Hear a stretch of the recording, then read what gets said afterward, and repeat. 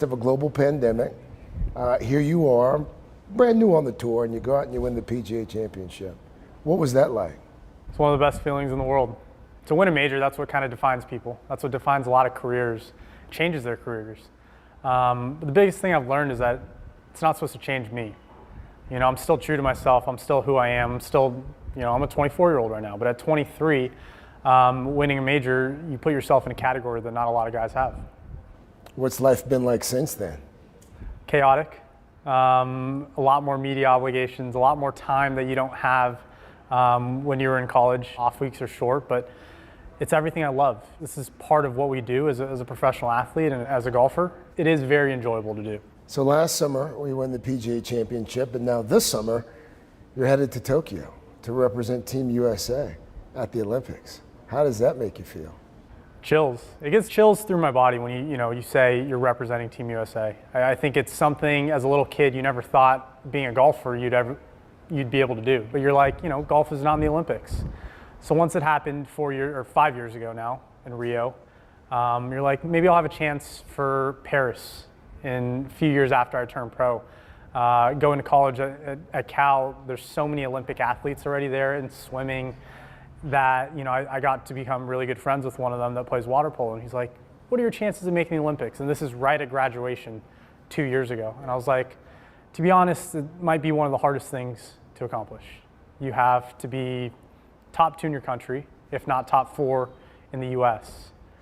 And 2 years ago, obviously it's a goal, but you have to be realistic about yourself. As we sit here, you are the 4th best golfer in America. Number 4 on the tour. How does our team look? What are our chances in Tokyo? I love them. I love it. You look at the roster of guys that we're going to have on our team, really strong, really young, but very strong. And I think that just kind of shows golf in general, not just in the US, but around the world, that a lot younger guys like myself are coming out ready to turn pro and ready to make a statement. What is it about the sport that you find so enjoyable, if not exhilarating? I seek perfection, and I think a lot of people do, but you can never perfect this game. There's never been a perfect round, yet we strive every day to try and do it. We wake up every day not knowing where the golf ball is going to go. We wake up, our mind might be thinking about other things, but right when we step out on the tee, you have to be focused for not 1 hour, not 2 hours, but 5 hours. It's draining. So, yes, it's not as physical as a lot of sports. You don't have to be some size or weight, whatever, to compete. But that's what makes it great. Anyone can come play golf. Well, as someone who has tried to play for a number of years now, not anyone can play golf. You can try. Yes, I can try. I've always enjoyed the fact that I consider it a solitary sport. But you said something recently that caught my attention. You said, no, it's a team sport. What do you mean by that? I get the credit. Tiger Woods has gotten the credit. All these players, all these golfers have gotten credit, but it's not just us that get here. We have agents, coaches, family, sponsors. There's so much more that goes into it. You follow other sports and you talk about how important a coach is, how important hiring a coach is. That's just as important to them as it is to us, because if everyone's not on that same wavelength, wanting to reach for those goals, striving to be the best, you're going to have little hitches in there that, you're not pushing yourself to your full potential. You mentioned Tiger Woods. Let's talk Tiger for a second, because perhaps you've heard folks refer to Colin Morikawa as the next Tiger Woods. When you hear that, what do you think? I haven't. Yes, you have. I haven't. You've heard it. I haven't. No. I don't think it's a fair comparison for anyone. I think it's an honor to be ever categorized or talked about in the same manner. When you've reached a goal like winning the PGA at such a young age and you're in that group, or for me, turning pro and making my first 21, 22 cuts, being second to him, it means you're doing something right. I don't think when you're saying someone is going to be like someone else, that's not what we want to do. We want to become our own person. We want to create history and become our own self. And I think that's what the best athletes are known for, right? They have their legacies, not just in the sport, but what they do for the world. And I think, but when you are compared in those same categories or something that he's done, it's meaningful. It means you're on the right path. Yeah. And you said 21 or 22 cuts. I thought it was like 24 straight cuts. No, he had 25, I think. I think I had 22. It was last year. I mean, Yeah. I was at Travelers. You were pretty close. We were close, but not close enough. Are we at all nervous about the Olympics going in, or do we treat it like just any other PGA Tour event? You know, I think anytime you're able to represent Team USA, and I've only done it as an amateur, there adds that extra sense of nervousness, that extra sense of pressure, because you're representing not just your team of your coaches and family, but you have an entire country. You know, you want to win gold. You want to come back with a medal, but you want to come back with gold. But that's what we thrive in. We thrive as athletes. At least I love being in those positions when you have those nerves, because we're able to channel those nervous kind of energy, those feelings into excitement. And that's what I love. I want to be in that spotlight. You want to be in those pressure situations. Recently watching, Team USA swimming trials, those people have been training for 5 years now for possibly, you have a 50-meter freestyle race for 10 seconds of their life, right? 100-meter race down the track. It's amazing to me what kind of pressure that is versus kind of what we have done and how golf has evolved into the Olympics. What should we watch for to find out whether this Geneva summit was worth it? What would it take for you to support this bipartisan infrastructure deal? What are the issues that the party stands for? That seems to be the missing piece here. If it's Sunday, it's Meet the Press. Sometimes the news can be difficult and overwhelming for kids to understand. Will coronavirus come back next year? So to help make sense of it all, we've created a newscast just for them. Man, you know a lot. We hope your family will watch Nightly News Kids Edition. Good morning, everybody. Welcome to Today. Future's looking bright. Are you ready? We're going to do our part to spread the word on the importance of vaccines, so crucial for reopening America. A big day around here. A very special naturalization ceremony. Many of them doctors, nurses, other essential workers. If you are a nurse, thank you. Spring has sprung, guys, and we want to fill this season with some fun and surprises. Yes. This is the face of excitement. Celebrating Earth Day. Let's change the world. Love it!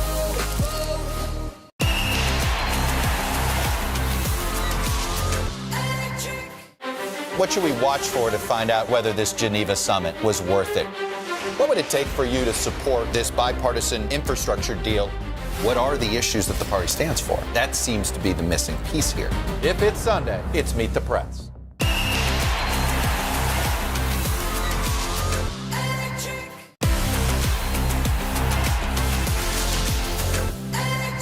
I know you've been to Tokyo a couple of times. Have you ever played that course? I've not, no. Okay. Obviously, this is going to be an Olympics like no other. We are still, albeit on the back end, there's a global pandemic that continues to ravage that part of the world, especially right now. Are you anxious at all about that aspect of it?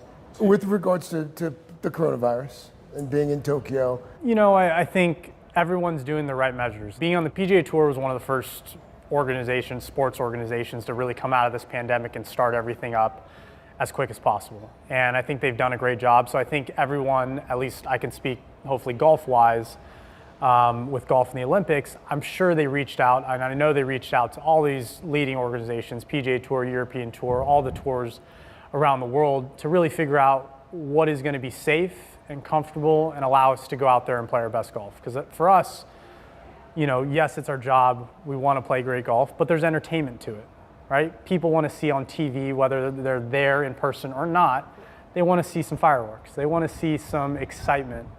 And I'm sure they're going to do a great job. We've been traveling every week. We go through the right precautions of what we need to do.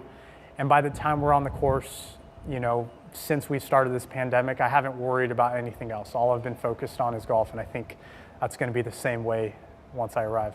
As you know, no family, no friends going to be allowed to come and cheer you on. Does that change anything at all for you? It sucks. There's that extra sense of pride that you might get at a regular Olympics. But what's regular anymore? We don't know. And you can't take away me being an Olympian and the memories I'm still going to create with Team USA. Hopefully, fingers crossed, and we could keep talking 4 years later down the road. But to say that I'm an Olympian at 24 for Team USA Golf, It's the best thing in the world. There's just so much excitement, and there was no second thought for me about whether or not I would take this trip. It was an absolute yes, and you know, it was a great consolation prize to not really winning the U.S. Open. Yes, I guess that is quite the consolation prize. I hear that you're also a bit of a foodie. Yeah. Tokyo known for some of its amazing cuisine.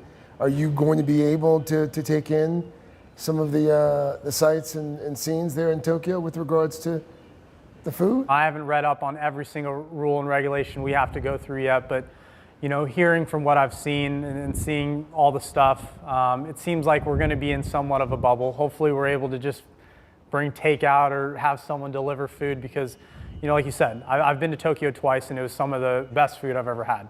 It's one of my favorite places to go to in the world, simply because of the food. I enjoyed the YouTube videos I saw of your adventures. If this golf thing doesn't work out, I think you've got a future at the Travel Channel. Love it. You were born in California, your mother's of Chinese descent, but your father, as I understand it, has some Japanese heritage. What's it going to be like being in Tokyo, playing for Team USA, but at the same time, also remembering your father's history there? I think since I've turned professional and going to Japan in 2019 to go play, I've embraced being an Asian American a lot more. I'm a third, fourth generation Asian American already, so it's not like we have a lot of relatives over there. But to see the love for the game in Japan and to see how they resonate with me and to see that simply because, yes, I look like them, a little kid or whatever, sees that opportunity that they want to be like me, knowing that I can give hope to hopefully just one person, hopefully more and more, it means a lot. You know, I think what I've realized over this past year especially is that golf is what I do, and it's what I do pretty well at, but it's not what defines me. And I think there's so much more to life, and that's what I've realized from some of these best pros out here is that there's so much more that they love and care about, that this is only one outlet to help us kind of push what we love. I read that you can be a bit superstitious. 5 tees in the right pocket, is that right? It's not superstition, What is it? It's a routine. Okay. Superstitions are routines. Why 5? 5 is my favorite number. It always has been. You know, this is starting to sound like a superstition. How did 5 become the favorite number? There's no reason. It's just growing up playing baseball, I always wore 5. You would think maybe my birthday's on the 5th, it's on the 6th. So it doesn't add up, but 5's a great number. 5's your number. Yeah. Is it true you have breakfast foods emblazoned on your wedges? I do, yeah. You said I was a foodie, and I stick to that. Throughout college, I had a bunch of different foods stamped on my wedges. Just continues to evolve. Are we changing the approach at all at the Olympics? Are you going to be? I might. This breakfast cereal thing has become famous, especially since I won the PGA with it. So I might stick with that, but I might have to add some sushi or just local Japanese food onto it. I mean, I've done it for Hawaii when I've played over there. Your longtime girlfriend, Catherine, how has she helped you as a golfer? Yeah, Kat's been amazing. I mean, we've been dating for over 4 years now, and she understands golf, which is also great. You know, sometimes that's bad when I think the connection is too close within golf, but her being able to play professionally for a year, then kind of putting that aside to come out and just help me, she understands what I go through. What makes it great is that she doesn't care how I play. She could care less what I do out on the golf course. She wants to be there for me after. We can go have dinner. We can go talk about anything else other than golf. And I think that's what's great because she understands the struggles I might go through on a bad day. So she gets it that I want to think about anything other than golf. She's the best thing in the world for me. As we look ahead to Tokyo, how are we defining success? Gold medal. Anything Gold less medal. than a gold is? We're out there to win. Yeah, I want my teammates to play well. I want Team USA to do really well. But for myself, I want to win. I want to win gold. Let's go.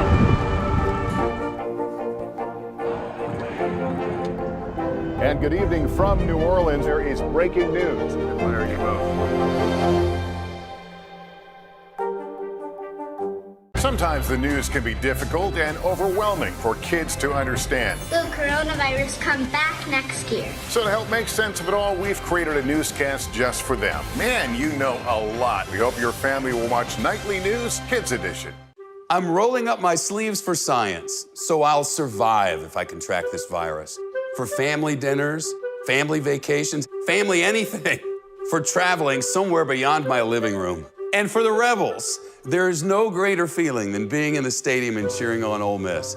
And now it's your turn. Roll up your sleeves, America. Plan your vaccine, because every shot counts. Visit planyourvaccine.com and make your plan.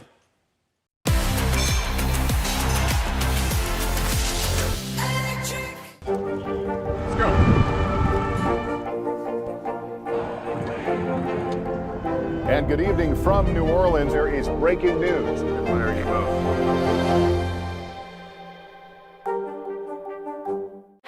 What should we watch for to find out whether this Geneva summit was worth it? What would it take for you to support this bipartisan infrastructure deal?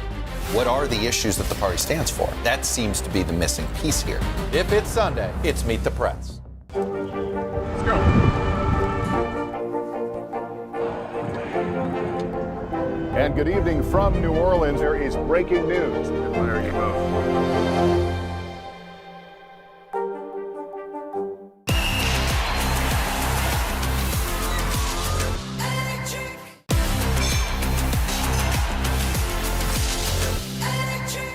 All right, Grace and Kendall, your Team USA, you've got shirts on. Has it hit you yet that this is happening now? We're doing it. I mean, it definitely took a while to set in because I think all throughout the selection process, everyone was just like, just got to make the team. And everyone was just trying to make it to June 3rd, which was the naming date. And then after June 3rd, when we figured out that we were on the team, it was like a week of like, oh my gosh, I'm going to the Olympics. And then all of a sudden it was like, oh my gosh, I'm going to the Olympics. Like, now it's time to go. Like, we gotta do the work and prepare. Give me some perspective for how long you have been rowing and out on this water. I mean, has it been since you were a little girl? I started as a junior in high school, which is a little late. Like, if you're trying to be recruited, normally, like, your junior year is when you start doing the recruiting process. So I've been rowing for about 11 years. I'm not gonna say how many years I've been rowing. Grace could be like my babysitter. But I want you to give us some perspective for people who don't know. To find out, you know, on June 3rd, when they say your name, that you're making the Olympic team, there's a whole journey that happens before you get to that point. So just tell me a little bit, and for people at home, the journey to get to where you are. So it's a unique sport in that you end up peaking in your late 20s, early 30s.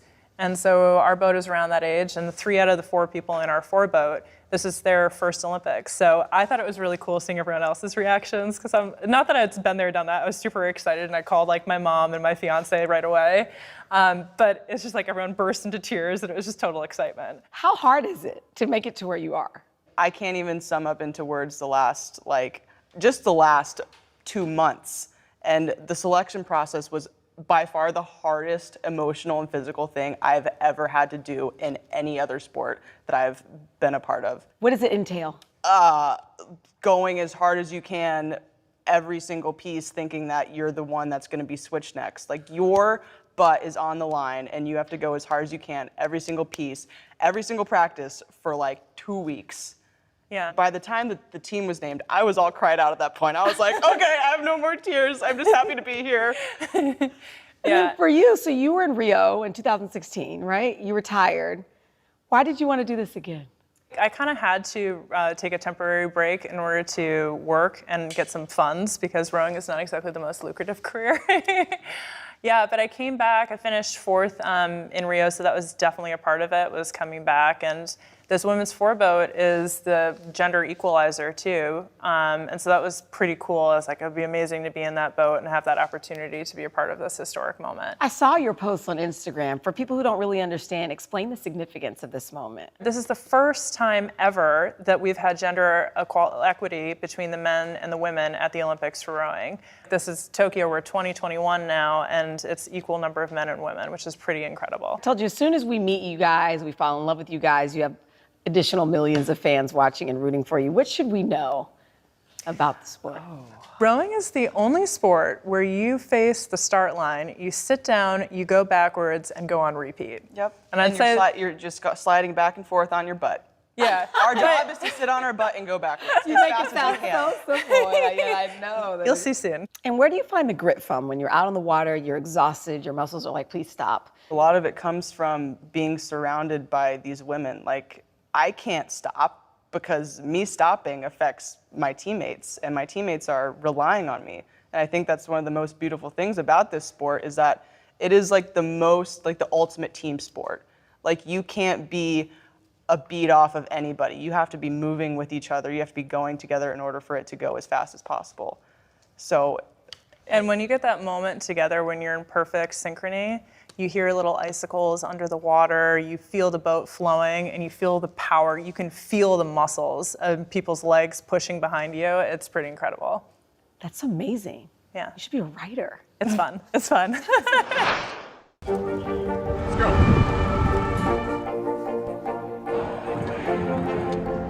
And good evening from New Orleans. There is breaking news. There you go.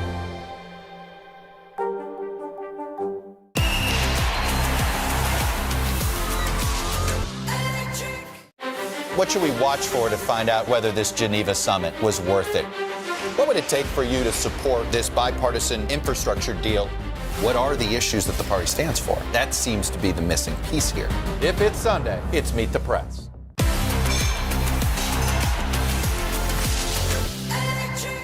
It has been a long year. Yeah, where it's been anything but normal. Well, now there's hope. The COVID vaccines.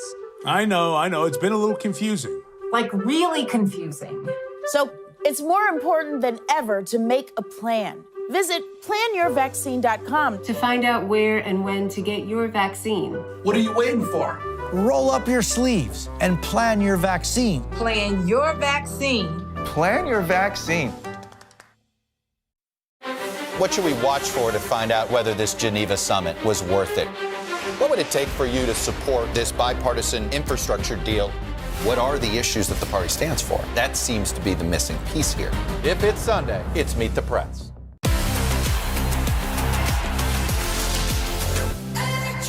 So now, am I understanding this correctly? So the four of you haven't competed together? Well, in a way, we have competed. Yeah, talk to me about that. So this lineup was like one of the last lineups that we tried during the Olympic selection process. And I think it was, we found the four people to make it the fastest. And we were like, yep, here we go. This is it. Yeah, and it was unique because normally we have World Cups, which are races where we're competing against the rest of the world. But it was kind of closed off for us. So our team opted not to go just to be safe with COVID and the pandemic. And so we're kind of going in fresh, which I think is a really good advantage because our team, the US team, the hardest part of the Olympics is making the team. Yeah. So we have such a strong, deep team that competing against each other is like going to a World Cup every day. Yeah. Wow. And it's such an interesting dynamic that, I mean, I'm sure there are other sports that are like this too, but like, you're competing against your friends. Like for the last seat in the fork, I was competing against Molly Bruggeman, and we've been friends and teammates since my first under 23 team back in 2014. And like ever since then, I was like, oh my God, I looked up to Molly so much. Like I just want to be like Molly. Like she's a great rower. She's made all these boats. She's super fast. Like I just want to row and be like her. And then I, in a way, took her Olympic dream away because I beat her by the slimmest of margins. So it's a really bittersweet feeling because you're happy for yourself that you are achieving your dream, but at the same time, there's so many other dreams of your teammates that have been training and doing the same exact work for so many years that they're not getting the same chance that you are. That's a very good way to put it. So then because of that, fast forward to being out on the water in Tokyo, it probably makes you want to just do it even more. Yeah. Yeah, we definitely have had pieces already, like after the team has been named, where we're calling Power 10s for everyone that's been a part of the training center this whole year. Because it's not just the four of us who are representing the US, it's the entire training squad. And so I think that gives us extra motivation. Just everyone on the team, the power of all of that. And what does it feel like to be at the Olympics? You've been there before. Oh, it's pretty incredible. It's pretty incredible. Yeah. Yeah, I mean, down in Rio, so rowing competes first. So we didn't go to opening ceremonies. We were dressed up in our outfits, waiting for everything to happen. Just kind of sitting in our rooms watching on TV, Wow. just like everyone else was.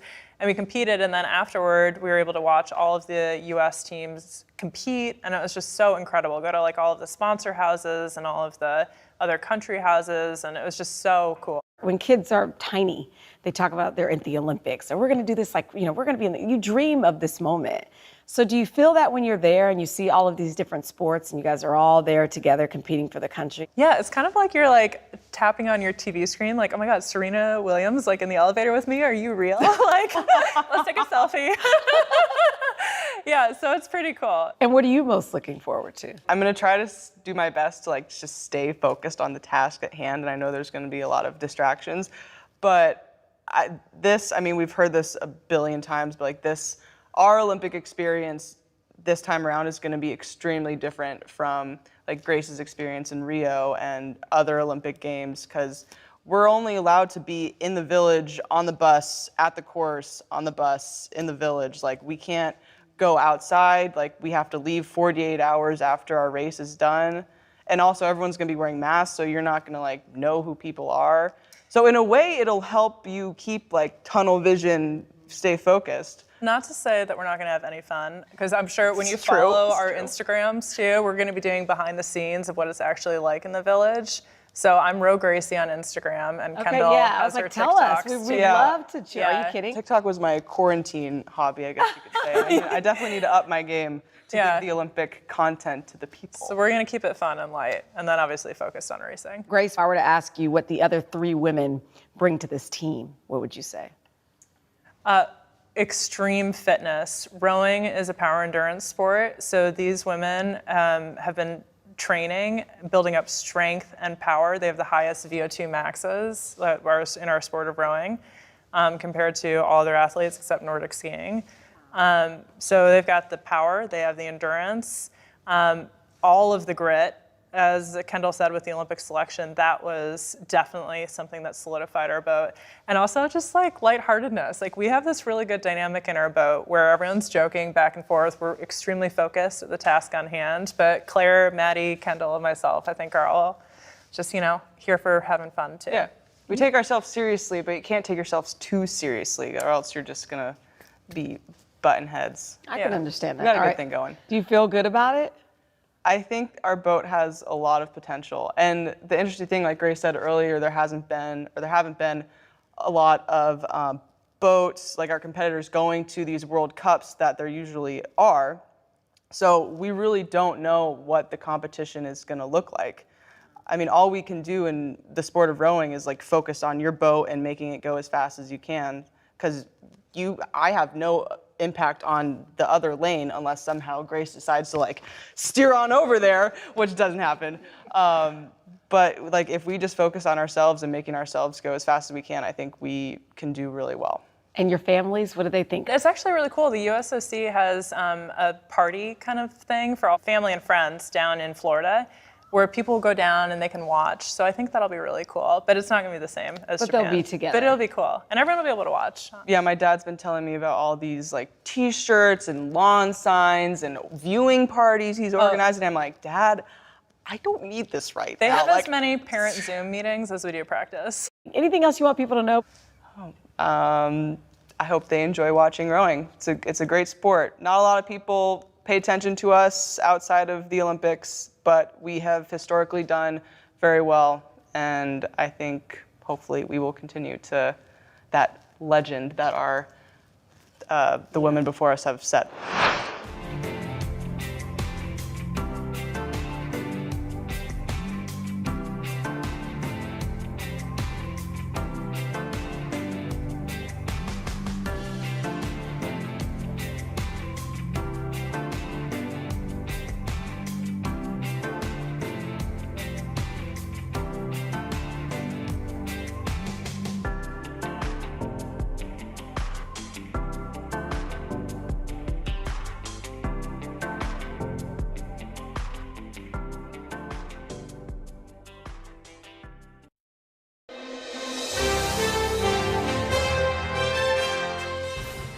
here's a fun one, you know, especially as we get into some warmer weather this weekend, the ice cream truck. There's a hot debate on Twitter over ice cream. Someone posted a photo of these summer staples with the question, what are you ordering at the ice cream truck? And of course, because it's Twitter, it set off a huge debate. There's been more than 45,000 people who have weighed in so far. So which of those would you order? We order it every Thursday. Oh. I do a chocolate dip vanilla cone. Ooh. Yep. No, but of those. Those are chocolate dip vanilla No, cone, that's right? a king cone or a drumstick. Oh. You know, I These used are the to ones do- that come in a package. Right. not- I used to be obsessed with drumsticks, and then I have twins who are allergic to nuts. So that's why I've moved on. What about you guys? King cone's my favorite. The king cone? King cone. If they don't have that, the drumstick, and then the Choco Taco. When I was a little boy, I used to go with the push-up pop. Oh, Remember yeah. the push-up? Yeah. Yeah, and you couldn't finish it before it started to So smell. you like the sweeter Yeah, when I was a little boy. It's nostalgic. Now what do you do? Now that I'm a grown man. Ice cream sandwich? No, actually. I'll give you another guess. Let's bring the screen back up. The cookie Nope. What would Craig? You people don't know. All right, let me see again. I wanna see. What do you think? No. How'd you Joseph know? says The firecracker. The firecracker. How Yes. did you know that? He does You know would. that. That's like as boring as it gets. I don't think so. Man can't even pick the right ice cream. There's no way. I owe you for calling me out from a messy dressing room from yesterday. Oh, that is so true. I'm going to call your ice cream all over. selection boring. I only speak truth. All right. What did you say yesterday? I'm a traffic of truth. What are you? I said downstairs to you in jest that I traffic in truth. That's right. He's like, you know, I only traffic in truth. And I didn't use that Who voice. says that? And I was talking. That's your voice. Let's go. This is a critical choke point for this fire.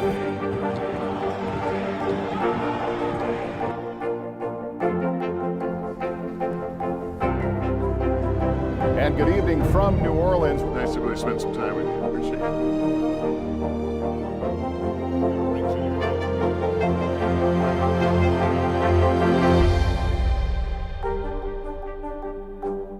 I'm rolling up my sleeves for science, so I'll survive if I can track this virus. For family dinners, family vacations, family anything.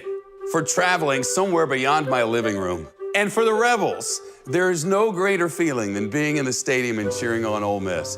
And now it's your turn.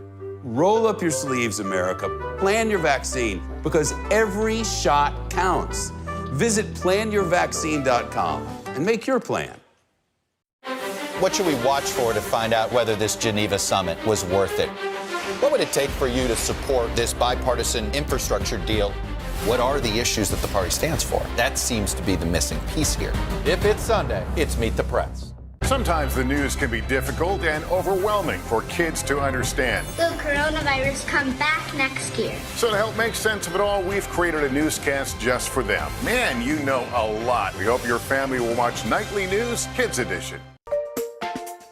Dr. Maya Warren is a scientist. I was like, I got to do something that literally makes my heart flutter, makes my eyes light up. But maybe not the kind you think.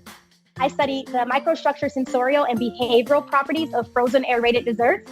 Basically, to sum it all up, I know a crazy amount about ice cream and all of its close cousins. So what do you do with all this knowledge you have of ice cream? I make a lot of ice cream formulas. I troubleshoot. I try to figure out, how to make the products better. Ice cream for me is like a blank canvas. Like most scientists, she collects data. She performs experiments. I love Asian food, and so I was like, oh, peanut butter ice cream with like a sriracha swirl. Didn't really work. Something just shouldn't go in ice cream. What is your favorite wild flavor and what's your favorite traditional flavor? So my favorite wild flavor is a beet ice cream with a honey drizzle, goat cheese, some pistachios, and sea salt and cracked black pepper. My traditional love is I'm a cookies and cream lover. Ice cream companies hire Maya for her palate and her penchant for elevating flavors. And today, I get to try it out. Today we're making your absolute favorite. So we are making coffee ice cream the no-churn way. In the bowl, we have heavy whipping cream, cocoa powder, and your instant coffee. And all we're gonna do is whip that until we get really nice stiff beats. It's like 2 to 3 minutes. So I've got my coffee whipped cream, and are we gonna add it to our other bowl? Yes. In this bowl, we have our sweetened condensed milk, and then we have some vanilla extract. We have some sea salt as well. And then we have evaporated milk. What we're going to do is we're going to take spatulafuls of our whipped coffee, and gently we're going to fold it into the sweetened condensed milk mixture. And now we're creating our coffee ice cream base. You know what I'm excited about to try? Because when I was pregnant with Oliver, my littlest, I wanted coffee ice cream so bad, but I wasn't drinking any kind of caffeine. But you could make this with like a decaf instant coffee, right? Of course, yes, you can. The sky's the limit. I learned that even toppings have scientific names. Any of like the nuts or the chocolate chips or sprinkles, those are called particulates. And then if you're going to have anything like a caramel sauce or fudge or strawberry or anything like that, that's going to be called a variegate. Keep layering until you have it all in your container for storage. And then you're going to put it in your freezer for about 5 hours, and then you can enjoy. Finally, it was time to put the no-churn ice cream to the test. Oh my goodness. It's ice cream. This is wild. And guess what? You made it yourself. So that makes it even that much more special. Well, I couldn't agree more. This has put a smile on my face. Thank you so much. You are so welcome. Thank you so much for having me. And may all ice cream lovers continue to unite. Cheers to that. Yes, cheers. Ooh, okay, let me try. Jenny's is a community of people devoted to making the best ice creams the world has ever known. What a beautiful, happy store. And you walk in and you can't help but smile. I think of entrepreneurship as building your own world, and this is our world. It's this beautiful place of flavor and optimism and forward thinking and all of these wonderful values that we all share. Founded in 2002, Jenny's Splendid Ice Creams has grown a solid fan base and topped over $50 million in sales last year alone. But for founder Jenny Britton Bauer, it's about much more than profits. So tell me how this all started. I was studying art history and fine arts at Ohio State, and I was working at a pastry shop, and I was trying to figure out what I was going to do with my life, and then I found ice cream. Jenny left school and poured herself into library books, learning how to make ice cream. So what do you love so much about ice cream? First of all, it melts in this beautiful, perfect way, and as it melts, it blooms and releases flavor. It's almost magical, you know what I mean? Because it's solid and it's liquid, it's frozen, but it's not all the way frozen, and it is a moment in your day that you'll be present with. In 1996, Jenny opened her first shop, Scream, at a local farmer's market in Columbus, Ohio. I learned about seasonality from farmers and how to work together with people. I learned about cheeses and herbs and spices and chocolates and baked goods and wines and just anything you can imagine under that roof, and I made ice cream out of all of it. But the Eve-changing artisanal flavors weren't an easy sell, and Jenny had to close up shop. I thought I was walking away from ice cream. It had been a difficult 4 years, and I had burned out in a big way. This is my kind of kitchen, a test kitchen in ice cream. It took 2 more years and a bank loan for Jenny to relaunch her business, this time with her signature flavors and putting her name behind the brand. And that recipe worked. Today, Jenny has 45 scoop shops around the country. When was the moment, or did it not come yet, where you said to yourself, I made it, okay, I can exhale? You know what? It's never happened. And I've never had that moment of like, oh, phew, now it's okay. You've talked so much about your path, and it seems like resilience is really what you're built on. Yeah, I think a lot about this idea of blazing your own path. You're gonna fall, it's gonna be hard, and every time you make that sort of stumble or something doesn't work, you now have information that everybody else doesn't have, something that's unique in the world. You have to keep going. Jenny has kept going with over 200 employees while still using farm-to-table ingredients. So I think that if you focus on making people happy, and I mean like one person at a time, I think that everything else kind of falls into place. One scoop at a time. One scoop at a time.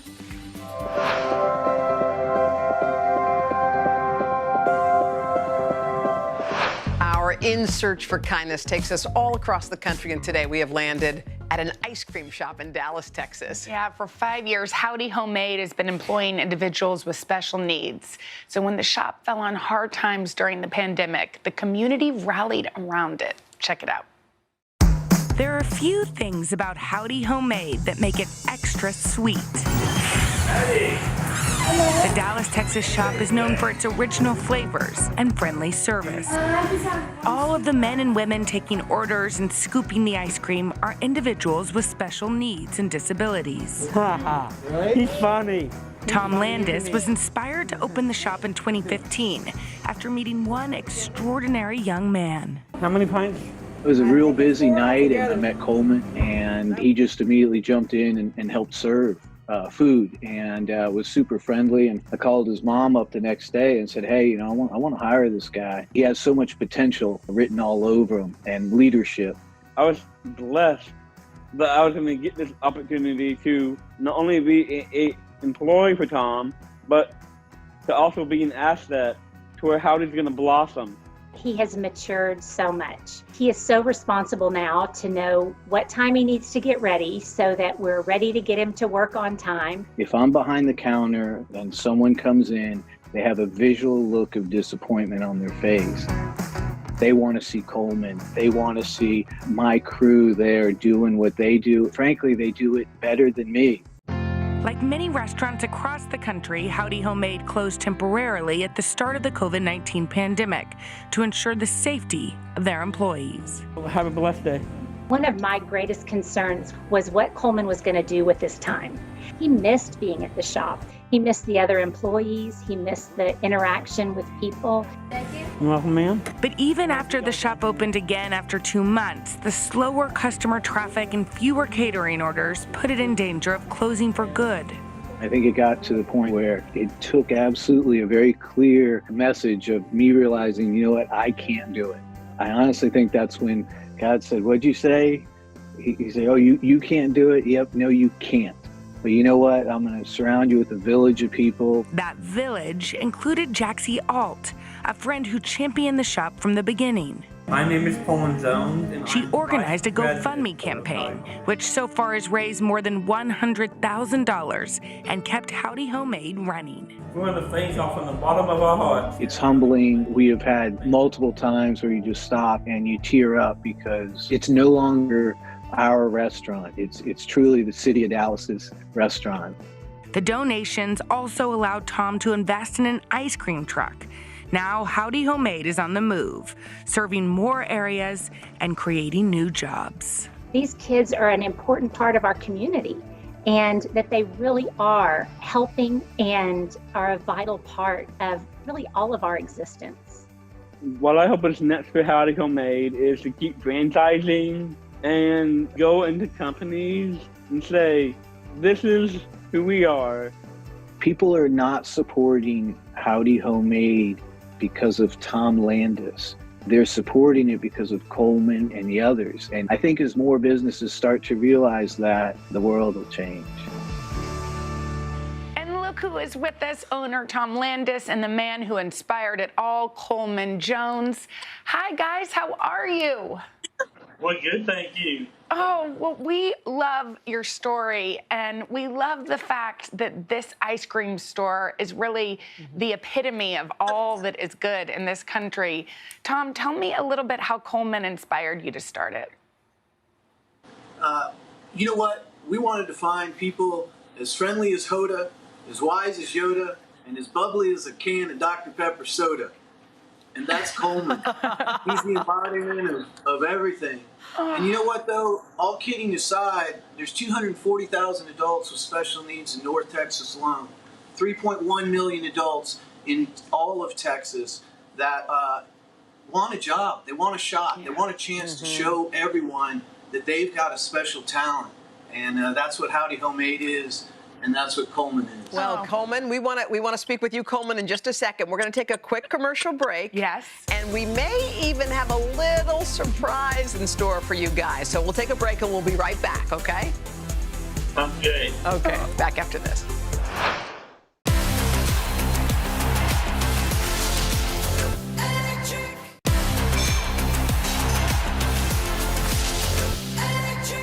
Sometimes the news can be difficult and overwhelming for kids to understand. Will coronavirus come back next year? So to help make sense of it all, we've created a newscast just for them. Man, you know a lot. We hope your family will watch Nightly News Kids Edition.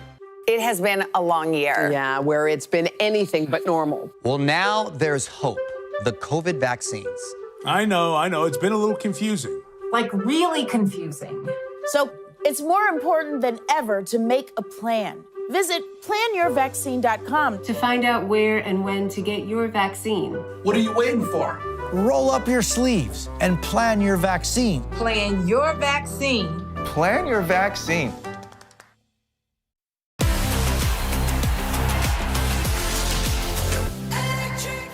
It has been a long year. Yeah, where it's been anything but normal. Well, now there's hope.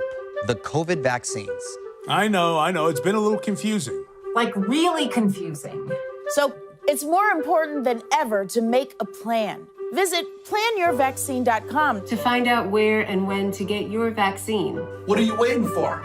Roll up your sleeves and plan your vaccine. Plan your vaccine. Plan your vaccine.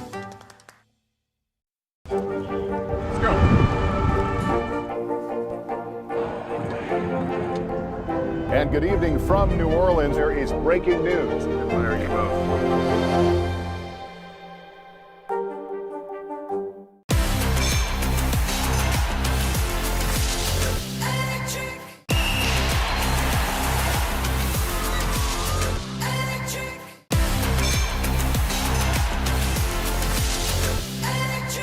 We are back with the story of Tom Landis and Coleman Jones of Howdy Homemade Ice Cream Shop in Dallas, Texas. Coleman, what is your favorite part about working there? Tell us about that.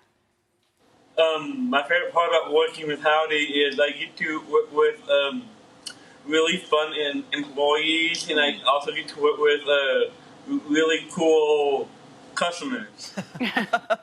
You know what? It seems like a place that's spreading so much joy. Tom, when you guys hit on hard times during the pandemic and your community rallied around you, what did that feel like? You know what? I think part of Howdy was this idea of taking faith on a joyride in search of hope. And the special needs community has a foundation and a well of hope that the, quote, neurotypical community doesn't have. And in fact, when we did COVID hit, I started to give up. But it was guys like Coleman, it was guys like Kaylin, it was guys like my employees that have been around for 5 years, and then their families and the special needs community that said, man, you don't get it. We get it. We're going to make this thing happen. And I think we just learned so much, and it's just, from here on out, it's just a ride of thanks. Well, we got some of your biggest cheerleaders. We got a virtual fan wall. We don't do this for everybody, but y'all are so special. There's your virtual fan wall of support, and one of them is a guest that's got a little surprise for you. Marcus Lemonis is a businessman. He's the host of The Profit on CNBC. He heard about your incredible story. He wanted to say hi. Marcus, what do you think? I think it's amazing, Coleman. It is great to meet you. I know that you got dressed up really nicely this morning. You look super professional. How you feeling? I'm good, thank you. Marcus, I think you have a little news you want to share. I do. You know, I've spent my whole career, my whole life really helping businesses get to the next level. And it's clear to me that you guys are prepared to get to that next level. So I would like to give you a $50,000 grant specifically used to hire more people to grow what you're trying to do in the Dallas community. I think all of us through this entire pandemic are blown away by the leadership that you're showing and quite frankly, the role models that the two of you are for the rest of us. So we want to provide this grant to you to help you get your business to the next level. Coleman, we saw that smile. What do you think? Unbelievable. It really is. Tom, is this going to help? You know what, Marcus, sir? We're a huge fan of yours, and I can't tell you how many times people said, Tom, you got to watch this guy. You got to watch this guy. You got to learn from him.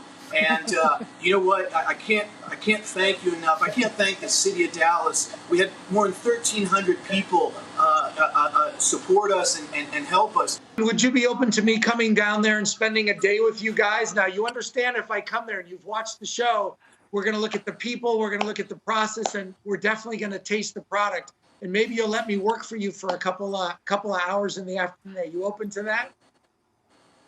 Yes, sir. All right, we got a deal. We got a deal. Coleman, Tom, we want to thank you guys for being here. We wish you the best of luck. All right, nothing like ice cream in the summertime. Oh, that's so true. And chef and food personality Artie Sakara has an easy recipe with an added ingredient. Artie, how are you? Oh, how are you? Oh my gosh, I'm so excited to be here. Jenna, you said my name correctly. I heard it. By the way, I did. Artie, we were practicing. Yes, and this new kitchen behind you looks gorgeous. Killer. It's awesome. It's a beauty. Are you so happy to have moved? Thank you. I know. This is so. Yes, so happy. I mean, we moved from LA to Raleigh in February. And one of the reasons we moved is because, look, this is my kitchen. This is my kitchen. This is still my kitchen. Oh my God. I just have so much room that we never had in LA. And we have family here, and so my kids are growing up with their cousins. And so we designed this kitchen especially to do things like this, so that I could bring you into my home, even though I'm so far away from you. Oh, we're happy to see you. So you grew up in Dubai, and your ice cream sandwiches have a special ingredient. What is that? Yes. So there's a couple of special ingredients. In Dubai, the people there were nomads. They were Bedouins. And so when they welcomed you into their big black tents, they would give you a strong cup of coffee, really thick, that had been brewed with cardamom. So that's actually going into my dry ingredients for my cookies. And they would also give you a date, these gorgeous dates. And so these are actually California dates. So it's sort of a 2-in-1 for me. This is Dubai and California all wrapped up. And the whole thing that I'm trying to do is take unfamiliar flavors and foods and put them into familiar, so we all sort of feel connected. And so I took the most American thing I could think of, the thing that when you smell, you're like, I'm home, which is a chocolate chip cookie, and I'm putting that sort of Arab hospitality element into it. So I'm going to get going, if that's okay. Okay, get going, please, Artie. This looks delicious. Okay, so I've got butter and 2 kinds of sugar in my stand mixer here. I've got white sugar, and I'm using dark brown sugar because that's going to give it that good flavor and also make it chewy, right? So I cream that together. I'm going to add 2 eggs and vanilla. Okay. We just want to get that nice and mixed together. Then for the dry ingredients, I've got flour, baking soda and salt, and then of course that gorgeous cardamom. And the cardamom, if you don't have it, you can use cinnamon, it's not a big deal. But cardamom gives it this sort of piney, flowery sort of flavor that really brings out, I think, like the deepness and the darkness of the chocolate. And it definitely kind of makes you feel like, okay, we're not here anymore, we're somewhere else, right? It's one of those power spices. And I think it's even called the queen of spices. So in it goes.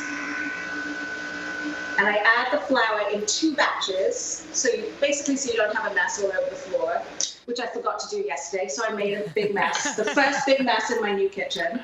So you're going to stir that together until it comes together, and then you're going to have cookie dough, right? After that, I've got a cup of chocolate chips, and I've got half a cup of those chopped California dates that I love so much. So those go in. Nice and sticky, and what happens is the dates kind of melt into the cookies, and so you get these little pools of molasses almost in the middle of each cookie, which is so good. And then you're going to stir this together. You're going to need some elbow grease because you want to make sure that the chocolate chips and the dates are evenly distributed. I mean, you don't want anyone getting that one cookie that doesn't have anything in it. That is always so sad when that happens. So once that's done, you bake them up. You're going to use an ice cream scoop.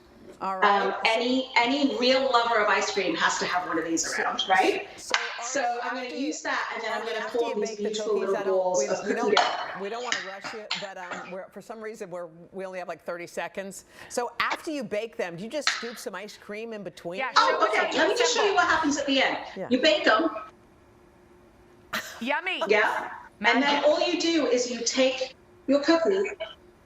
Oh, yeah. You put your ice cream on it. Okay, that part is easy. But the real magic is that then you sprinkle pistachio around the edge, and that is how you finish we that. love you. Thank you so much for that recipe. Please go to today.com. Thank you, Artie. Thank you, Artie.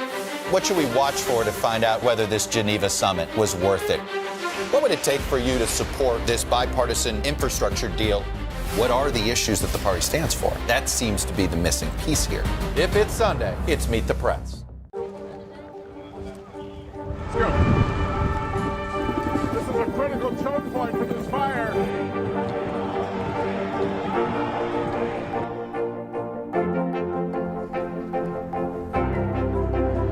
And good evening from New Orleans. Nice to really spend some time with you. Appreciate it.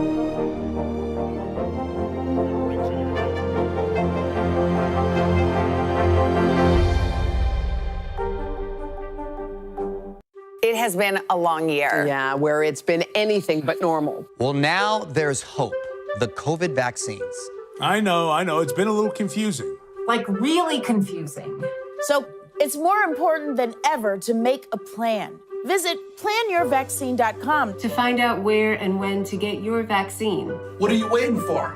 Roll up your sleeves and plan your vaccine. Plan your vaccine. Plan your vaccine.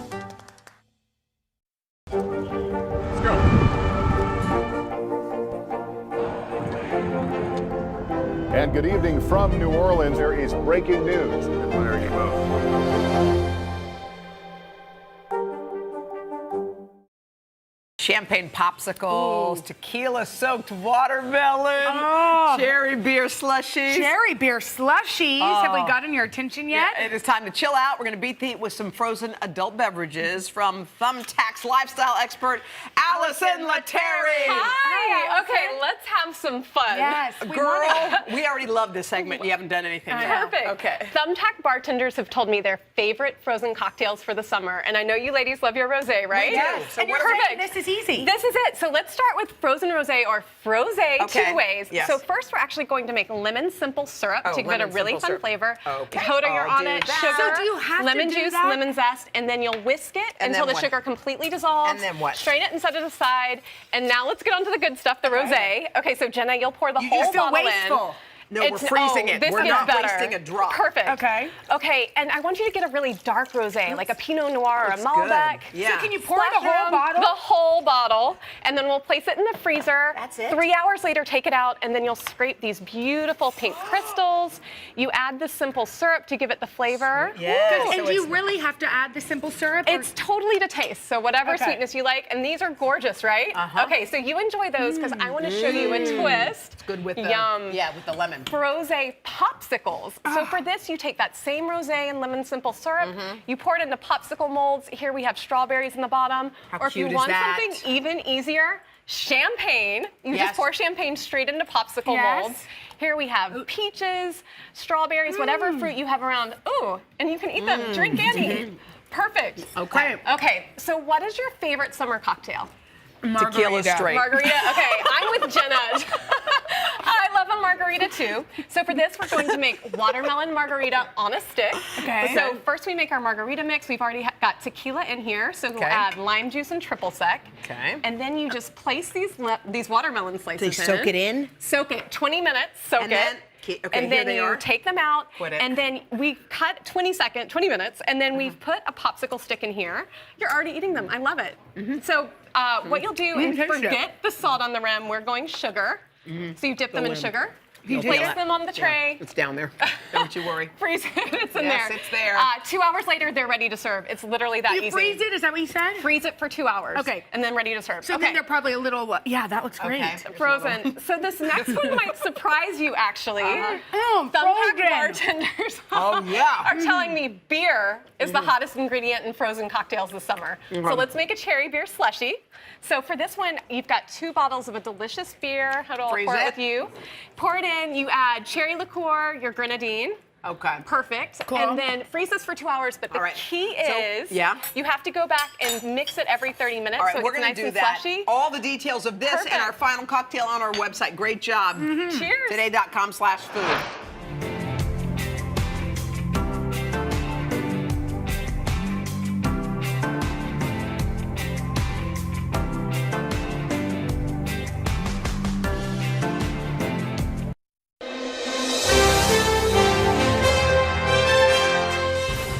Yul, thank you so much. Yeah, This is a really exciting time, but it's been a crazy year, right? Like, oh yeah, 2020 was nuts. Yeah. Just can you talk about like what kind of challenges you had to balance in order to get the training that you need to compete in the Olympics with everything going on? Yeah, so from the start, actually, in March when everything shut down, you're 3 months away from Olympic trials, so it's really like what we're feeling now, but it got shut down, and then you kind of have to take like a mental break and think like, what's next?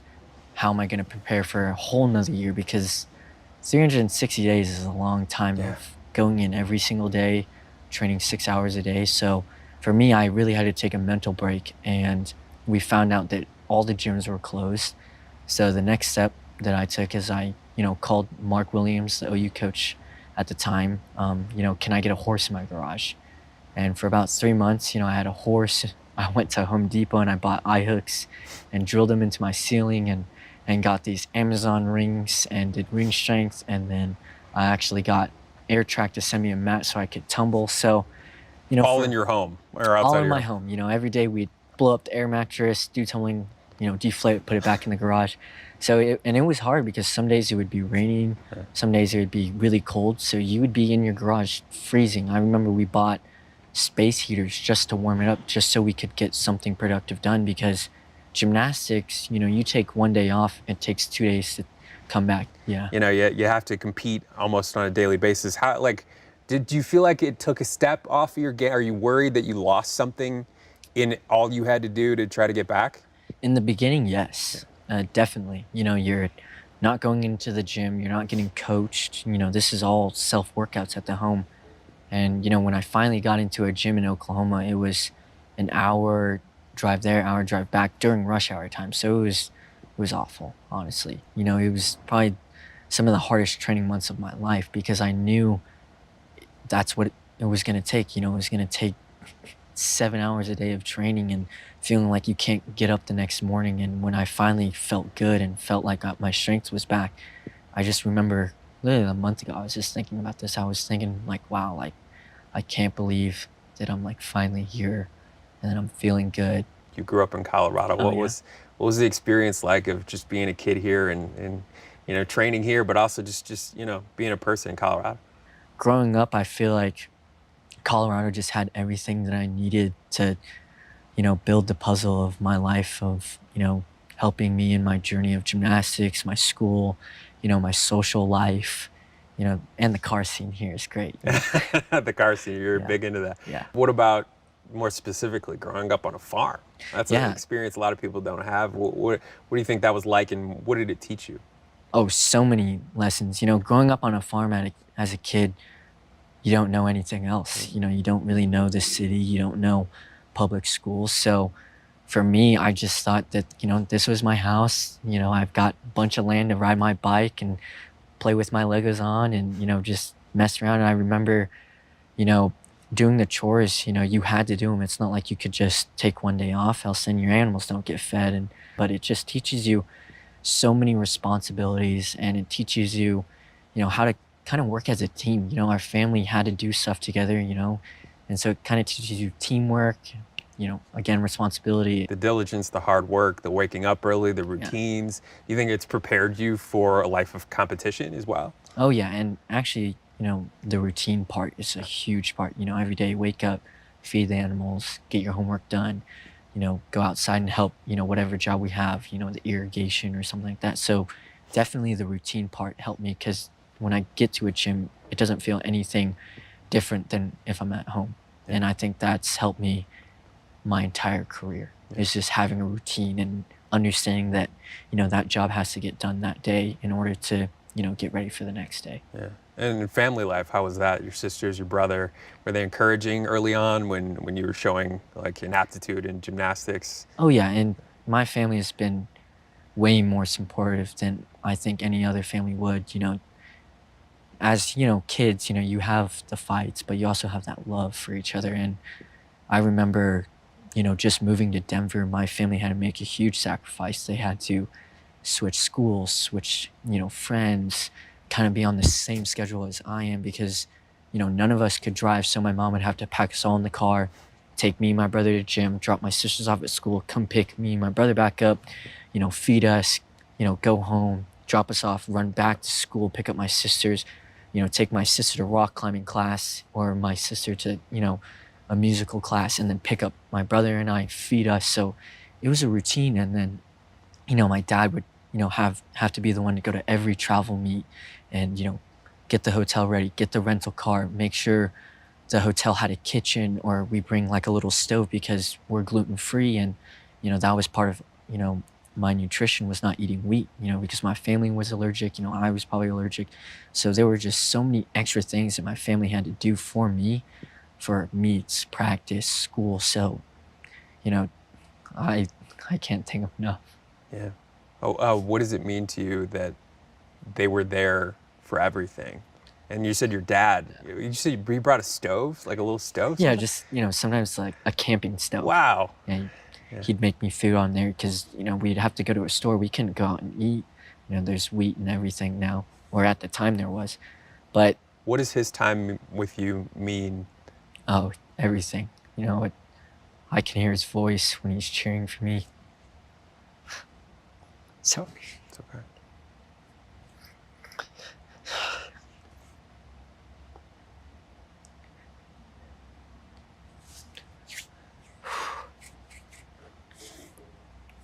Honestly, though, this family, knowing that I've been adopted, it's just like, I wouldn't want another family at all. Like, this family is perfect for my journey and who I am. Were there difficult discussions when you were a kid about your background? How much did they explain to you about where you came from and your mom? They were so open about it. And, I think they just wanted me to understand as soon as I could understand that I was adopted. But, I don't look at it as like an adoption. I look at it as like a second chance. And they have been very open about it. They haven't tried to hide anything. And they just wanted me to understand, the life that I'm in, because it's an opportunity. It's a huge opportunity just to come from, South Korea, where my life could have been not the same at all, not even close. And to come to the US, to have a family so open about, just a kid trying to chase his dreams, it's meant the world to me. And to know that my parents have my back and my family has my back, and that they're supportive and that they're open, that's hard to find.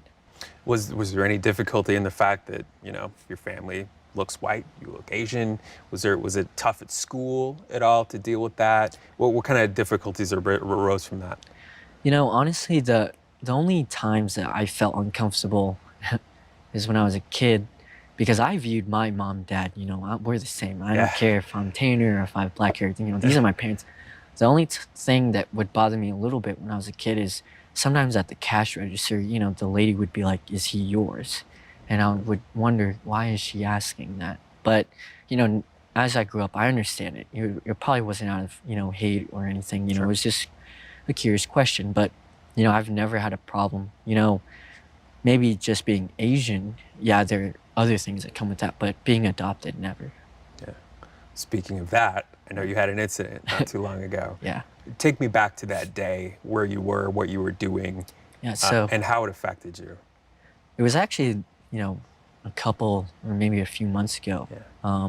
I was driving on Wadsworth, just coming home after morning practice, and this lady, wanted to get in my lane, so I honked the horn, and at the red light, she rolled down your window and she said, "Go back to China." And at the time, I was just so confused, and I was just like, for me, I was just like, lady, if you knew my job every day to work hard so I can represent this country, it's just like shocking to me that she didn't even know who I was or what I do for this country. And for her to say that because of what I look like, it's just, it's frustrating. Because if people were just a little more educated, if people just didn't speak out of, hate and actually just like thought about what they were going to say, we wouldn't have to go through these awkward, uncomfortable times. Yeah. Does it make it harder to think that you know, I'm doing it for this lady too, I'm doing it for everybody. How much more difficult does it give you a sense of bitterness at all, knowing that you're training to represent the United States and there's all this hate in the country right now? It is uncomfortable, you know, knowing that there are people like that you do have to represent, because, you know, when we went to international meets, you get in the taxi and they would just be like, oh, America's so bad, like, you guys don't do right. And it just sucks because there are so many great people here too, though. And that's what makes my job easy, is I'm not representing, you know, those kind of people. I'm representing the good people, you know, the good-hearted people, my friends, my family, my coaches, you know, everyone that's just a positive person. And that, I think, outweighs the negatives. Let's go. This is a critical choke point for this fire.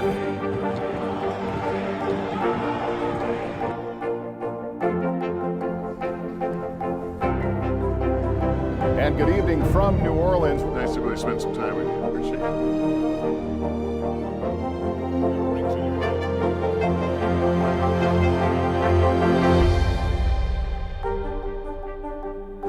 Let's go.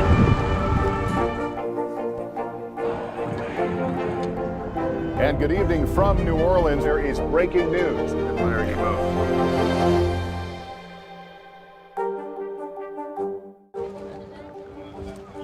Let's go.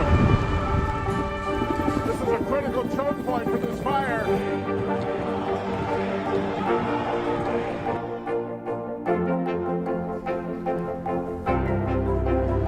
And good evening from New Orleans. Nice to really spend some time with you. Appreciate it.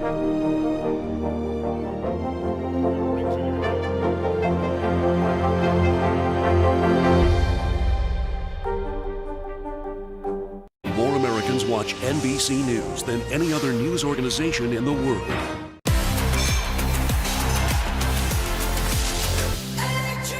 More Americans watch NBC News than any other news organization in the world. Your parents, I think, described you almost as like aggressively positive, like this like super ball of positive energy. How do you keep that up? I mean, and do you think that helps you be a better competitor? Where's that come from? It's just, so I like to reflect on my life, you know, at times a lot throughout the year. And for me, I have nothing to be negative about. You know, from the day one, I've been given a life that is so meaningful, and I'm so blessed to be. And then I have friends, I have family, I have a roof over my head, I'm never hungry. And when you can take that aspect of life and really understand that I have the things that are making me happy, I feel like there's nothing to worry about. You know, yes, you'll need money, you'll need a job, but that shouldn't be your number one priority. It should be being happy, living your day like it's your last, honestly. You just never know.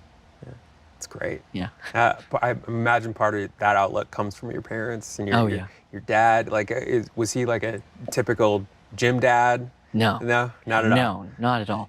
You know, the gymnastics world, you know, parents, they push their kids a lot. My dad and my mom, you know, they just said, make sure you're happy, you're having fun. You know, of course, there are some times where they do step in as a parent. Do we need to move gyms? Are you happy with this coach? And those are good questions. It's never, make sure you get first, make sure you make this, make sure you get this at stage. So for me, this was my sport. You know, this was what I chose. It wasn't them. It wasn't them pushing me. It was just like, do you still love gymnastics? Yes. Do you still love gymnastics? Yes.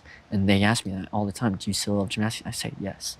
Because their influence has been so easygoing. You know, I see parents all the time push and push. I'm like, just relax a little bit. Like, you have to let this kid be on his own journey. And I think they did that perfectly, you know, better than any parent could. Yeah. I think your dad was telling us like how coachable you are, how well you take instruction, how well you're able to challenge yourself and really like, you know, turn up for big events.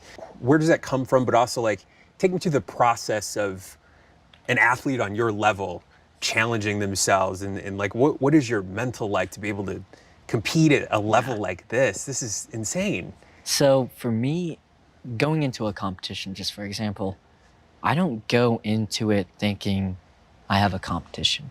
not one bit. I honestly go in thinking this is show. This is a showtime. This is an episode 1, 2, or 3, you name it. But for me, it's like we've worked so hard in the gym and you get to go out in front of thousands of people. Why not have fun? Why not enjoy it and make it a show? Like, this is your time. This is Team USA's time to really show what we have. And I think when you can look at it in that perspective, instead of thinking, oh, they're judges, it's competition, I need to do well, you know, because that adds stress. And when you can look at it as a fun factor, you know, there's going to be so many people there that I get to perform in front of. There's these judges that have been watching me. Let's see if I've improved. Let's see if I can prove to them that I've been taking their corrections. And, you know, that's just helped me get through competitions. But, you know, I learned this at OU, embrace the grind. If you had to ask Vlad or your parents, your dad, your mom, your sisters, your brothers, if it's more natural talent or if it's more hard work, how would they describe you? Or is that like a bad question to ask in general? I know it's a combination of both, but do you feel like you've pulled more from one pool or the other? You know, I don't know what they would say because, you know, a lot of people do say I'm talented, but I also try and make sure that I put in the work so people don't just say, oh, he's talented. Like, I want people to know that Yule might be talented, but he also works hard. And I think that is way better sounding than just saying, oh, Yule's talented, than if you said, yeah, Yule's hardworking. That is a different perspective. You know, I don't know what they would say, but, you know, Irina was just joking with me the other day, and I was doing these shoulder exercises, and my shoulder was not flexible, and she just kind of joked. She's like, I don't know how you are a gymnast. And so it's just kind of like, it's funny because you kind of get to see both sides of, you know, working hard, and then you get to see, you know, all these young kids in the gym that are just talented, but they work so hard. So I think maybe a little bit of both. You know, it is kind of a tough question. What should we watch for to find out whether this Geneva summit was worth it? What would it take for you to support this bipartisan infrastructure deal? What are the issues that the party stands for? That seems to be the missing piece here. If it's Sunday, it's Meet the Press. Let's go. This is a critical choke point for this fire.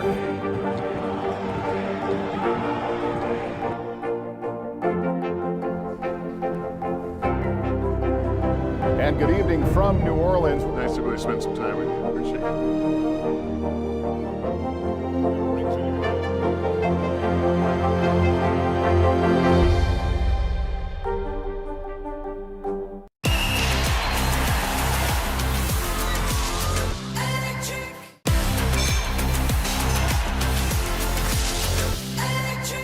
More Americans watch NBC News than any other news organization in the world.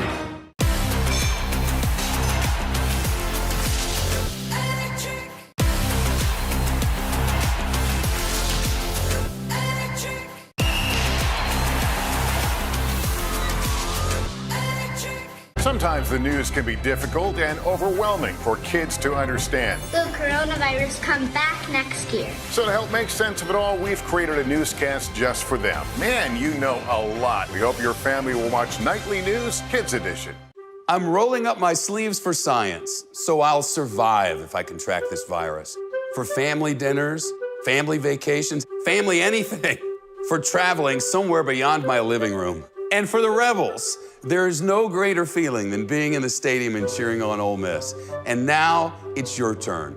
Roll up your sleeves, America. Plan your vaccine, because every shot counts. Visit planyourvaccine.com and make your plan. You're already a champion, NCAA, US World. Like, do these things enter into your preparation for being an Olympian? I mean, and does your thought process change knowing that this is the biggest stage possible?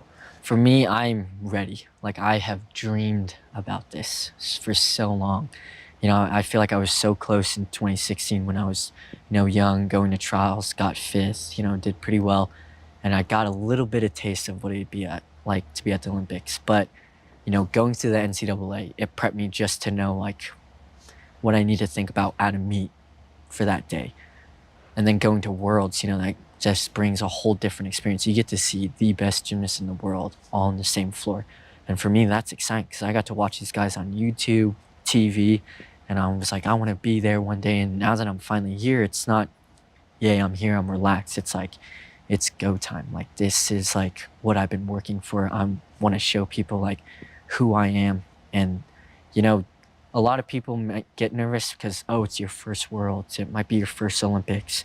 You know, you only get one try in 4 years, but you got to forget about all that stuff. You can't be thinking about that stuff. You know, this is you here. You made it. You got to where you wanted to be. So why stress on something that doesn't even, you know, matter? Those are just words. What you can control is your body, your job, your gymnastics. So, you know, yes, it does help, but you know, I remember my first Worlds, and a lot of people say, you're going to get nervous. There's a lot of people there. You know, it's going to feel a lot different. And I just remember going in there and I looked at the crowd and I was like, I have been dreaming of this moment my entire life. I've wanted to compete in front of, you know, not just 10,000 people, but, you know, 30 to 60,000 people. And that is like, yes, I finally get to feel like what a football player feels, you know? So for me, it's like these dreams are coming together finally, and it's like these dreams are becoming a reality. So for me, I don't try and think about, you know, it's my first one, or you only get one try in 4 years. You know, no, this is the time. This is your dream. Let's go. You love this. Yeah. Yeah. It's, I mean, sports in general, it's all about who's mentally toughest. Yeah. You know, think about football. Everyone gets, you know, pretty strong, almost the same speed. Yeah, you know, you can throw a football, catch it, but it's what you're going to tell yourself before entering the game. What are your Olympic aspirations? What do you think? How far do you think you can go? So for me, I want to go to at least 3 or 4 Olympics. I definitely want to go till 2028 because that is in Los Angeles. And I think it'd be pretty cool to say you got to retire in the US. But, you know, my number one goal is to win an Olympic medal as a team, because there's no greater feeling than looking to your left, to your right, and looking at your teammates and knowing, like, we just did something special together. Not individually, but together. You know, individual, I know if I do well as a team, you know, those individual awards will come. You know, of course, I want to get it all around and some individual events, but my priority is for the team, because it is an amazing feeling winning as a team. Do you think you guys can get a medal this year? And do you listen to the analysts? Do you listen to people that tell you what your chances are and all of that, or do you tune in all of that out? You know, I do read it. I do pay attention, but to me, it's just funny because gymnastics is a sport where anything can happen. Yeah. You have to fight from your first routine on the first event, no matter how well you do in between or on the first event, till your last event, because gymnastics is one of those sports that literally anything can happen. And I remember, you know, at American Cup in 2019, I think I was like behind, like the whole entire meet, but I told myself I'm going to army crawl till the last event. I know that I can hit all these events. I just got to do them well and keep crawling. And I remember I won that meet by half a tenth, and it went down to the last routine. And that's part of the sport, is anything can happen. So you can hear all these people say, you don't have a chance, whatever. You can hear people say, oh, you had a bad first podium day, but what matters is on that day at that moment, and you fight till the very last end. Tell me about Dad to Vlad and your training with him and your time with that family and watching his son compete. Oh, yeah. I mean, Vladimir is... He's another father to me, and his wife is like a mother to me. Like, it is crazy how much they do for me. Like, Arena, she meal preps for me. She brings me tea every morning. She brings me a boiled egg. She brings me, you know, a bag of vegetables, a bag of fruit, and it's like the best fruit I've ever tasted. It's definitely from, you know, Whole Foods or Sprouts. So it's just like fresh, and, you know, she doesn't do that because I asked. She does it because she wants me to feel good. And then they, you know, massage me, or, you know, they'll contact someone that they know to get me cupped or something like that. But Vladimir he's a dad because he's not just a coach, but because he teaches you so many things that you take with you besides being a gymnast. You know, the discipline, being a good person, being respectful, you know, being a man, being a gentleman.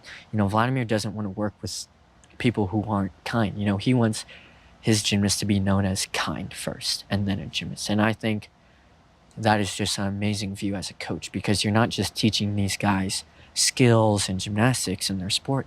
You're teaching them, how to become a young adult, how to prepare yourself for the world, how to treat others, how to be respected. So that is just one of the most amazing aspects of Vlad. And, Sasha, he's like a brother to me. I literally walked into this gym to him preparing for Worlds, and then I got to see him grow into the Olympic journey, and that was just so eye-opening. And I got to see him struggle.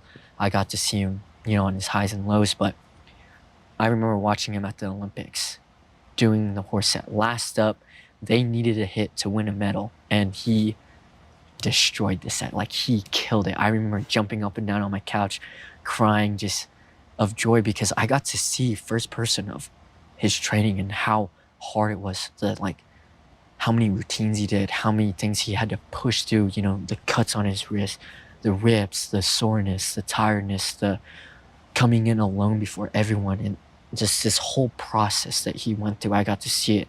And I think that's why I had so much emotion, because, when you see a good set, you cheer loud, but for me to cry at 10, I just remember I was like, holy cow, like, he did it. He worked so hard, and it finally paid off. So that was just an experience that I'll never forget. It has been a long year. Yeah, where it's been anything but normal. Well, now there's hope. The COVID vaccines.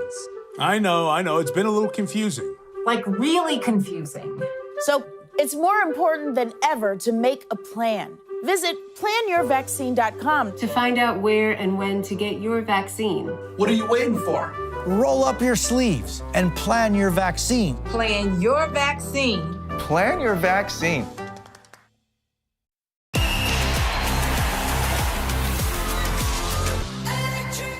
Good morning, everybody. Welcome to Today. Future's looking bright. Are you ready? We're going to do our part to spread the word on the importance of vaccines, so crucial for reopening America. A big day around here, a very special naturalization ceremony. Many of them doctors, nurses, other essential workers. If you are a nurse, thank you.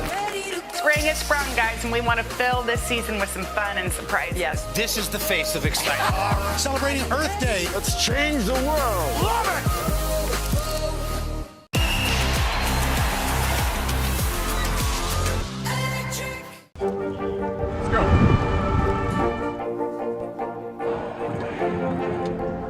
And good evening from New Orleans. There is breaking news. There you go.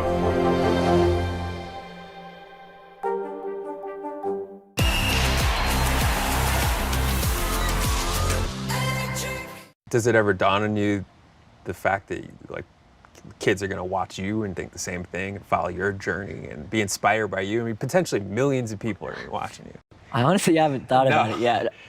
But, the way I look at it is I'm in this gym, and, yes, I can tell that, kids watch me or they want to come up and ask me questions. And, I just look at it as, what, they're watching me, they're coming out of their way to ask me something. I'm going to go out of my way to help them too. I'm not some superstar. I'm not anyone different from you. Like, we're all just gymnasts here trying to be the best we can. And I think I try and give that to other kids because, I could, be cocky. I could not talk to them, but I know that that's not what a good person does. So I want to give my time back to them as well. What do you want to do, though, after all this is done? So for me, I really want to open up like a fitness center, like not just gymnastics, but like where people can come to me and get fit, because I want to, give people what they want to hear. I want them to be motivated. I want them to wake up every day and have a goal. And when you're goal oriented, I think your life just runs a lot easier. So I feel like for me, fitness is a big part. And I feel like I could help people, get to where they want to be physically and mentally. So for me, I feel like that would be a really cool job. Is there anything else you wanted to say or get across or let people know about? I would just like to say that I'm so blessed to be in the U.S., been given this journey, so I appreciate everyone's support from, my family, of course, all of 5280, all of OU, Vlad, Arena, Sasha, Mark, Steve, Taki, Chris, Josh, Valerie. Shout outs. The trainers at OU, my teachers at school, all my friends who've been there from the beginning. So I just want to say thank you to all of them. Yeah, thank you to you for doing this. Yeah, thank you. Appreciate it. Yeah.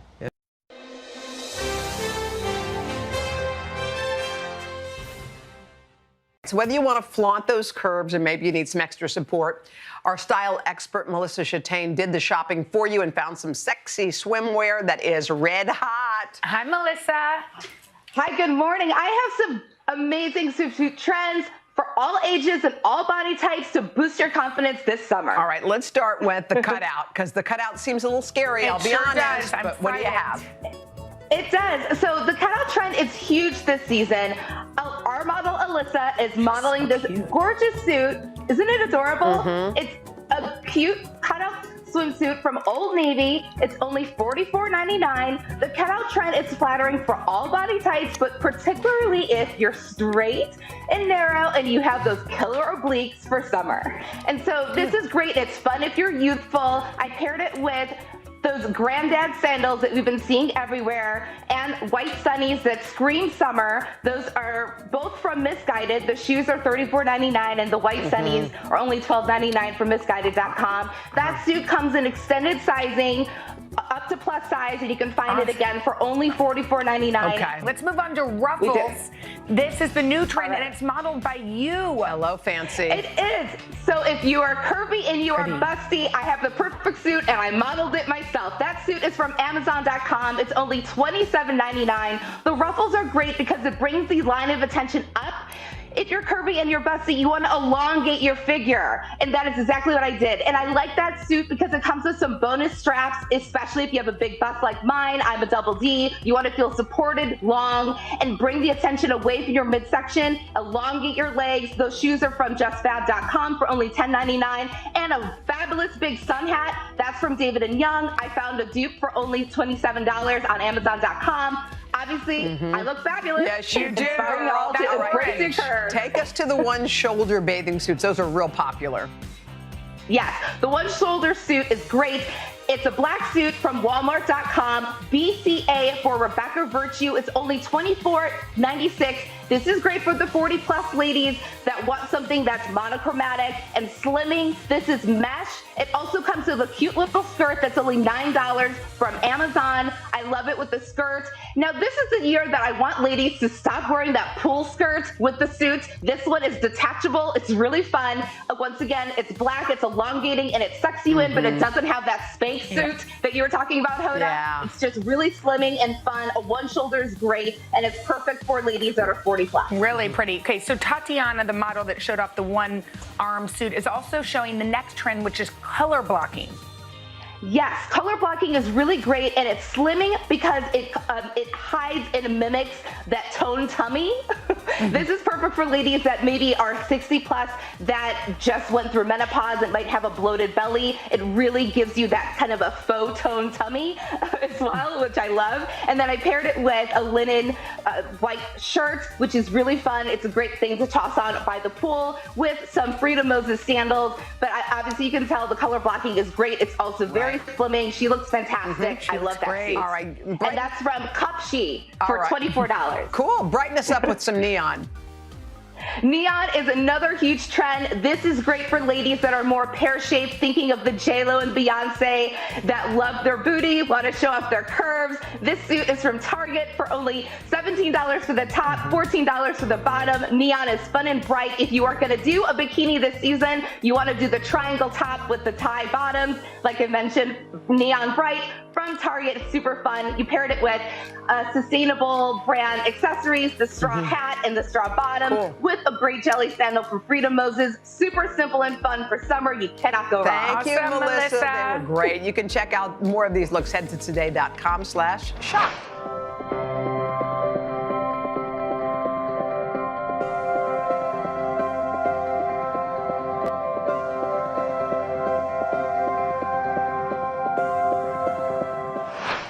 Sometimes the news can be difficult and overwhelming for kids to understand. Will coronavirus come back next year? So to help make sense of it all, we've created a newscast just for them. Man, you know a lot. We hope your family will watch Nightly News Kids Edition. I'm rolling up my sleeves for science, so I'll survive if I can track this virus. For family dinners, family vacations, family anything. for traveling somewhere beyond my living room. And for the Rebels, there is no greater feeling than being in the stadium and cheering on Ole Miss. And now it's your turn. Roll up your sleeves, America. Plan your vaccine, because every shot counts. Visit planyourvaccine.com and make your plan.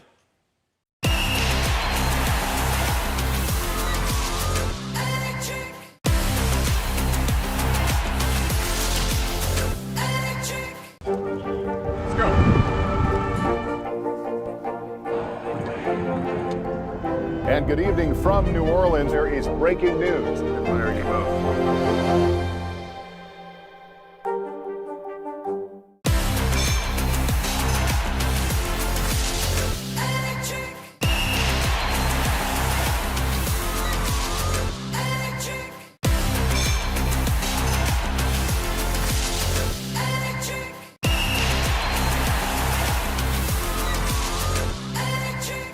We're giving DIY a try. We're going to start with fashion. And who better to teach us a thing or two than YouTube designer Orly Shanny. Orly creates one-of-a-kind pieces that don't cost much money, but you just got to get a little crafty. Hey, Orly. Orly, how are you? You guys, I'm so happy to be here with you. How are you? Girl, we want to start. We see your jeans are out and jean shorts are all hot this summer, so what should we do? Yeah, well, you know what? Jeans are just a great thing in the summertime, and this is really all about taking pieces that you've had forever and giving them a little pop so there's something exciting. So the first one we're going to start with is actually kind of like a floral embroidery hack.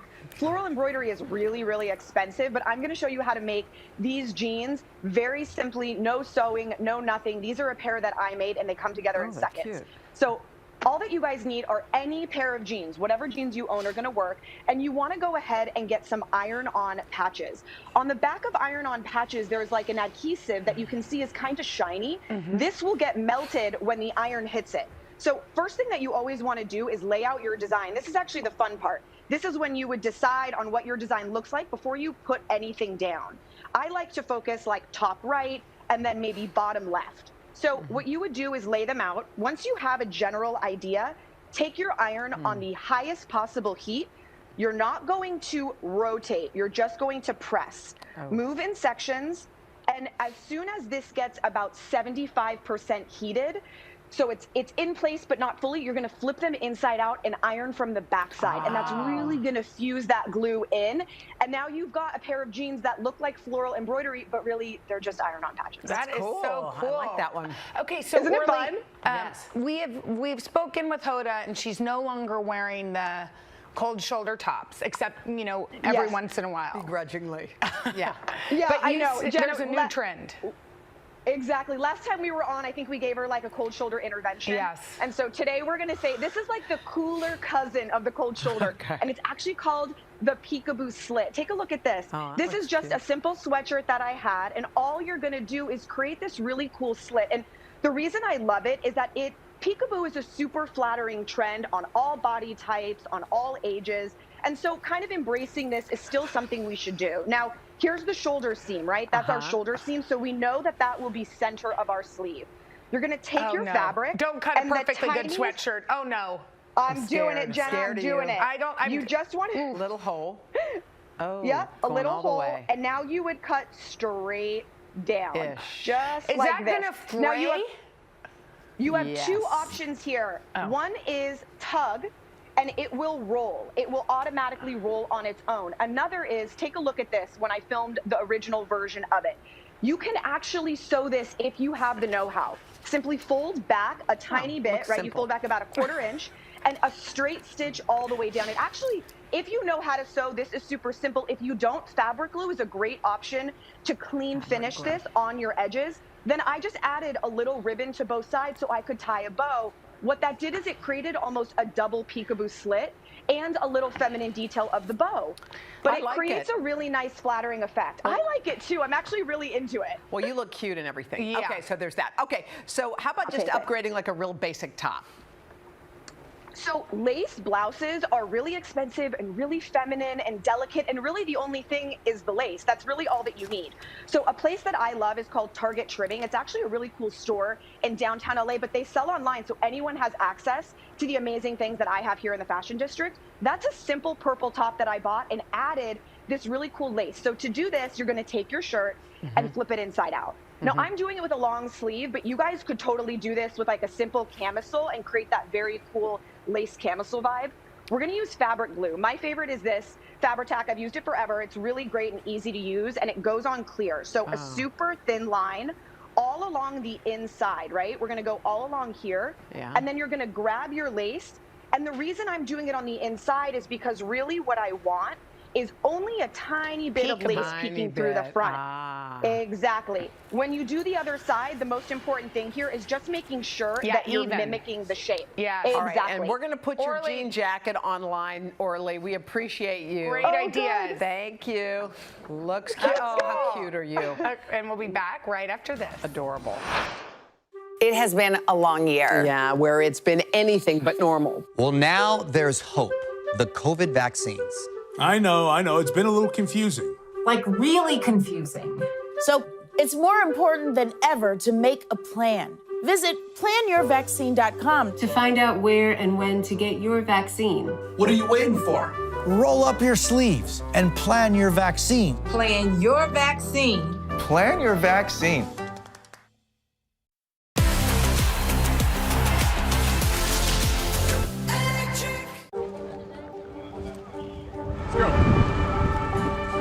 This is a critical choke point for this fire.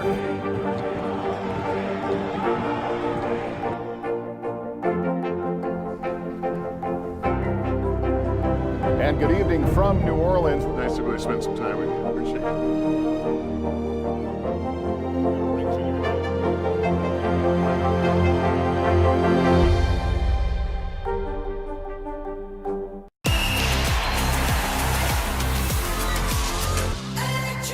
Sometimes the news can be difficult and overwhelming for kids to understand. Will coronavirus come back next year? So to help make sense of it all, we've created a newscast just for them. Man, you know a lot. We hope your family will watch Nightly News Kids Edition. It has been a long year. Yeah, where it's been anything but normal. Well, now there's hope. The COVID vaccines. I know. It's been a little confusing. Like really confusing. So it's more important than ever to make a plan. Visit planyourvaccine.com to find out where and when to get your vaccine. What are you waiting for?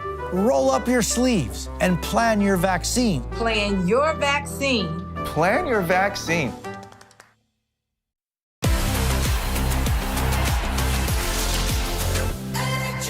With so many style options, shopping for sunglasses can feel overwhelming. My strategy is to let your personal style and your gut guide you. When choosing the most flattering frame shape for you, follow the basic face shape rules. Generally, opposites attract. If you have a round face, Wayfarer or square frames will sculpt and give a contouring effect to your features. The angles accentuate the cheekbones and draw the eye up. For square-shaped faces, round frames will add more softness to your look. The curve of the frame also helps make your face appear fuller and more youthful. If you have a heart-shaped face, aviators are a foolproof bet. This is actually the one case where it's most flattering to pick a frame that mirrors your face shape. And if you have an oval face, any shaped frames will typically be suitable. So it's really more important to take the size of the frame into account. With any face shape, the size of the shades should be in proportion with your features. So, if you have small and delicate features, you want to go for a smaller size frame. And if you've got more pronounced features, you can go with larger styles. If you're shopping from home, there are so many great virtual try-on tools to help you find the perfect shades. Warby Parker has a mobile app for virtual try-ons. And online retailers like Coastal and iBuyDirect have really great, easy-to-use virtual try-on tools right on the product pages. It connects with your device's camera, so you can see what the sunglasses would look like on you right away. How cool is that? Isn't that great? And Love Jen's here with some of her favorite shades, and you can shop along with scanning the QR code at the bottom of the screen. Jen, this is so helpful because, first of all, none of us really know what looks good on us. Right, we don't. So let's start with the round face glasses. What should the round face girls use? So, round faces, you want to create some angles. So we've got, there's a lot of different trends to play with. These I love. These are from Wild Fable at Target. They're a great price, and they're smaller, so they give you an angle, but they don't overwhelm your face. So if you've got a round face, it's a little more petite. These are a great bet.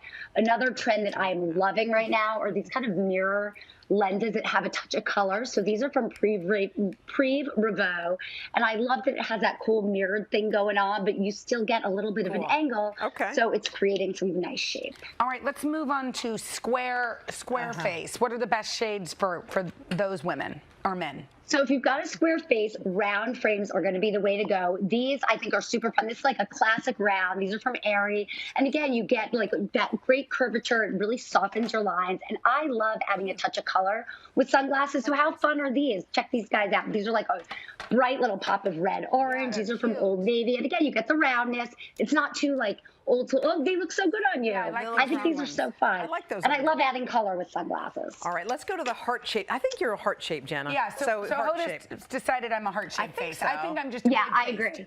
But okay. You've got a heart shape. I have a heart shaped face as well. I think that the fun thing about heart shaped faces, so those ones that you have on right now, these are from Amazon. Yeah. They're like my signature shade. I love them. You can go with a literal heart shaped frame, or you can go with the cool cat eye. You guys have to check these out. So this is this brand, Designs by Madison Taylor. I discovered on Instagram, and it's so cool. This girl started in their sun loops. So look at this. So you can wear this cat eye. Do they stay on? And they stay on. And you see, she does all these demos on her TikTok that show how these stay on, but it's like a little piece of jewelry. And that's sort of fun. It's fun. I don't know if you could run in them. No, you couldn't run, but I don't know if you could run in them. They're cute. Yeah, but they're cute for Those the look beach. cute. Okay. Oh, we just have a few seconds left. Okay, sorry. Let's get to oval because we think Hoda is oval shaped. Maybe. Yes, Hoda, you're oval shaped, so you're lucky. You can wear anything. Anything. I am super into these shield style. These are also Preve Revaux, and this is like super modern and a little crazy, but so cool. I love these. Or you can go with like a granny chic style. That's very in right now as well. Look at, oh, those look so good on you, Hoda. Yeah, I sort of think we look like Secret Service women. So. But cool. Maybe. And you know, this way you can roll your eyes at someone, they won't even know. Good in dark frames. That's what I like. And look at these guys. Those are cute. cool. Those look cute on you. Those are very. How fun. Okay. Thank These you, are Jen. Amazon. They're like $12. So. Oh, those look cute. We found some good ones. We got to wear those. All right. Thank you, Jen. For more on these stylish shades, head to today.com/shop.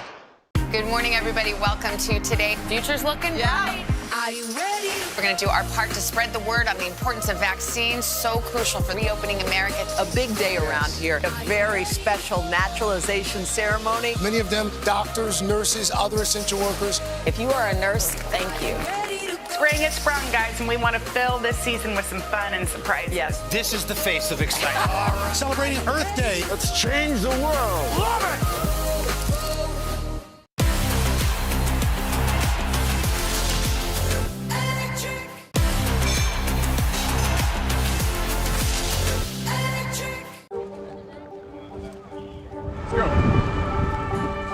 This is a critical choke point for this fire.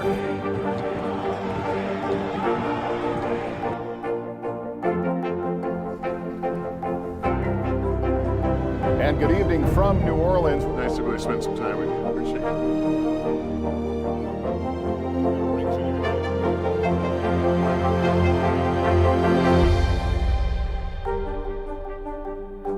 Sometimes the news can be difficult and overwhelming for kids to understand. Will coronavirus come back next year? So to help make sense of it all, we've created a newscast just for them. Man, you know a lot. We hope your family will watch Nightly News Kids Edition.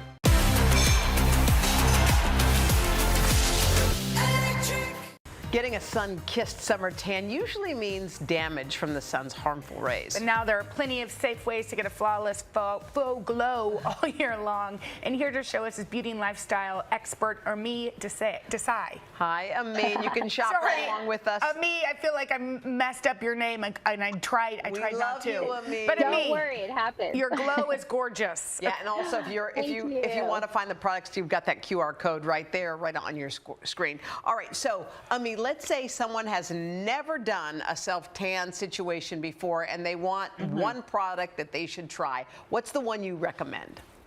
So the one I love that's really foolproof is Gradual tanning lotions. There's one from Bondi Sands that I love because it's completely colorless. So it's going to go on just like your natural body moisturizer. It's completely colorless, like I mentioned. This is also great because there's going to be no streaks or residue left behind.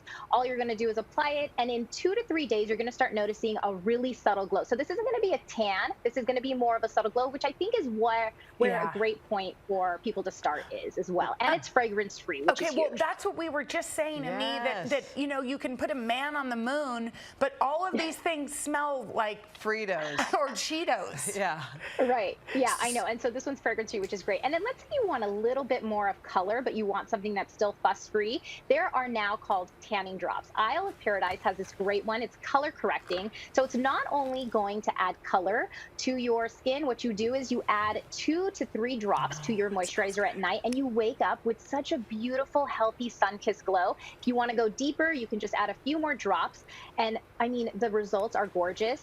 And also, this is something that's going to have skincare benefits too, because what it does, it's not only going to help with the glow, it's going to also color correct a little bit, brighten your skin, and also reduce any redness that you have. I just have to tell you, I just did a smell check because I think that's what turns people off. These smell great. So wait. I know. I really made sure I did my research on that. Does this come off, like, will it come off on your sheets? Let's say you put it on your face before you go to bed. Okay, great question. So you do Isle of Paradise, these ones, the tanning drops you put on at night, they will not transfer, which is what I really like about these first 2 ones, because they are made for beginners and they're supposed to be fuss-free and foolproof. So you really can ensure that you're getting the results that you want without too much effort. So you don't have to lay a sheet or anything like that. Now, this next one that I'm going to talk about, I love for people that have a little bit more melanin in their skin, darker skin tones. This is the Heavenly Elixir from Vitula Barata. This one is more of a tanning lotion, so it is going to emit color when you put it on. But what I like about this is that it gives you the most beautiful bronze look. It is very natural looking. You see on my skin, I have medium brown tone skin.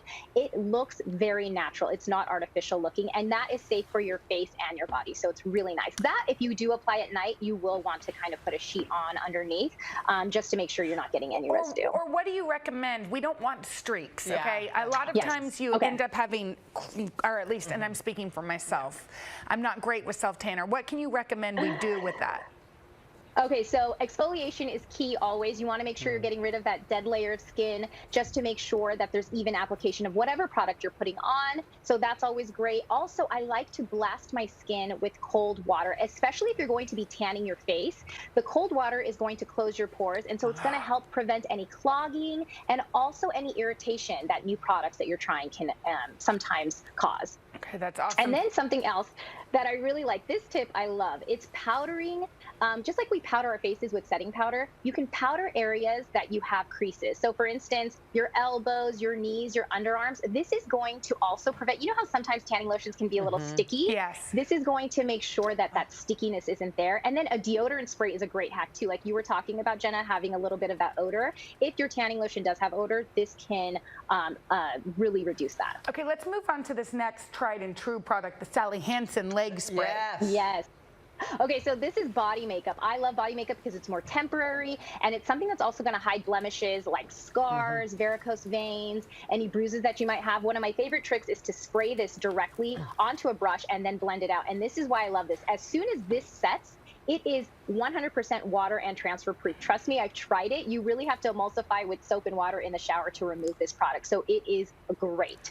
I love that one a lot. And then let's say we want something that is going to be like a really good glow up. Something I love for that is like a rich tinted body oil. And e.l.f. has one of the most gorgeous products from Retro Paradise. This is something that you put on, and it's just going to illuminate the areas of your body that you really want to highlight, like your collarbone, your shoulders, your legs. And let me tell you, this looks beautiful on every skin tone. Ami, thank you, thank you. I know, Ami's skin is perfect. It's really you're the glow, you're my glow queen, queen. So to shop any of these products, you can use the code right here on your screen, or you can head to today.com/shop. Here are my top tips on how to prevent a makeup meltdown this summer.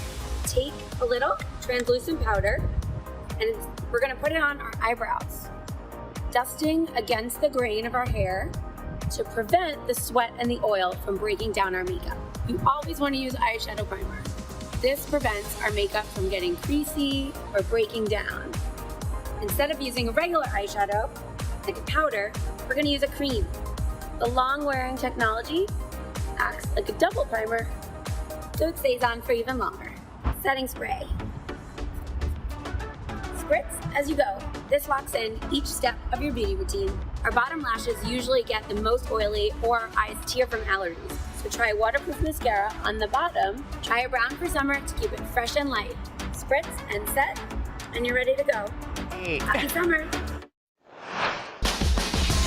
Well, temperatures are soaring across much of the country, so here's a gentle reminder. You need to lather on the sunscreen. But not all sunscreens are created equal. Some come with added benefits. Real Simple Beauty Director Heather Muir joins us now with some of the magazine's best picks for multi-purpose SPF products. And remember, you can shop along by scanning the QR code. We put it right there on the screen. Just open up your camera and literally point it to that jumbled thing of dots, and it just works. That thing over there. Heather, good morning to you. Good morning, guys. Happy almost summer. Happy almost summer. So here's the thing. A lot of us moisturize in the morning. I know I do. And you say that's the perfect time to put on sun protection because it's almost like if you do that, it almost becomes routine. Mm-hmm. Exactly. And this one is going to make it so easy for you. So this is one of my favorites of the season. It's Say Sun Visor Broad Spectrum SPF 35 Moisturizer.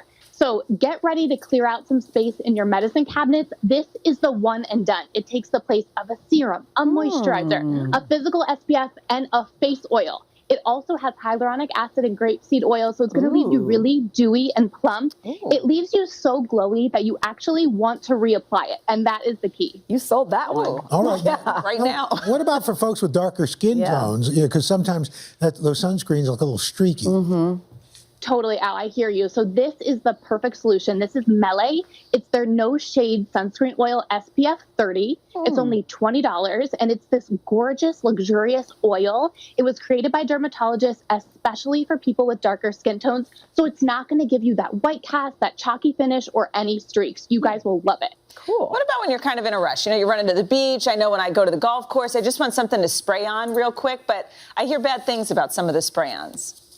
So, Dylan, the main thing with sprays is that you want to apply it when you're inside. So you're not outside. You don't have to worry about the wind or the elements affecting it. And you want to be really liberal when you spray it on. This one by Coppertone, their Glow Lightweight Body Spray. It's SPF 50. So we love its protection. But what's so cool about it, it gives you this really sophisticated shimmery finish. So it will look beautiful on your legs. And it's super fast drying. Nice. Let's talk about kids for a moment. A lot of kids are going to camp. You send them out in the morning. What should we use?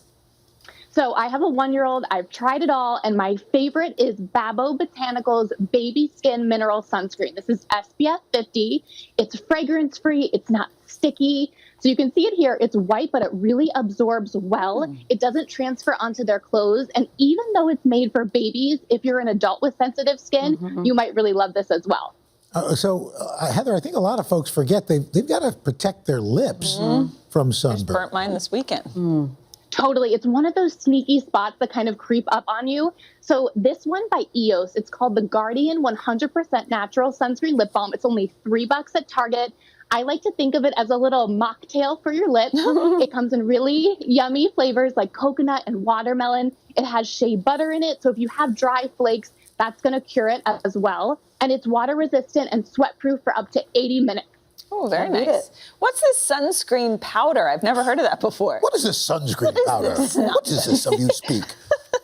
So you always hear dermatologists and beauty editors say that it's so important to reapply sunscreen. But how do you do that when you're wearing makeup, right? So this sunscreen by Supergoop, it's called their Resetting 100% Mineral Powder SPF 35.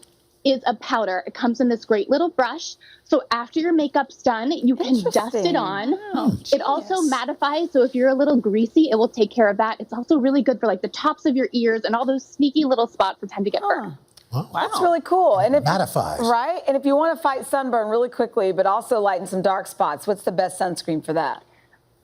So SkinCeuticals Daily Brightening UV Defense Sunscreen SPF 30. So not only is it going to protect you from future dark spots in the sun, but it's so amazing. It has brightening ingredients that are going to help even your skin tone. So all that kind of past sun damage, it's going to help lighten that up as well. Yeah, a lot of people struggle with that, like the blotchy parts there. Heather, thank you so much. These are really good. Helpful. Yeah, for all of these products. You're so welcome. Have the best day. You can head to today.com/shop.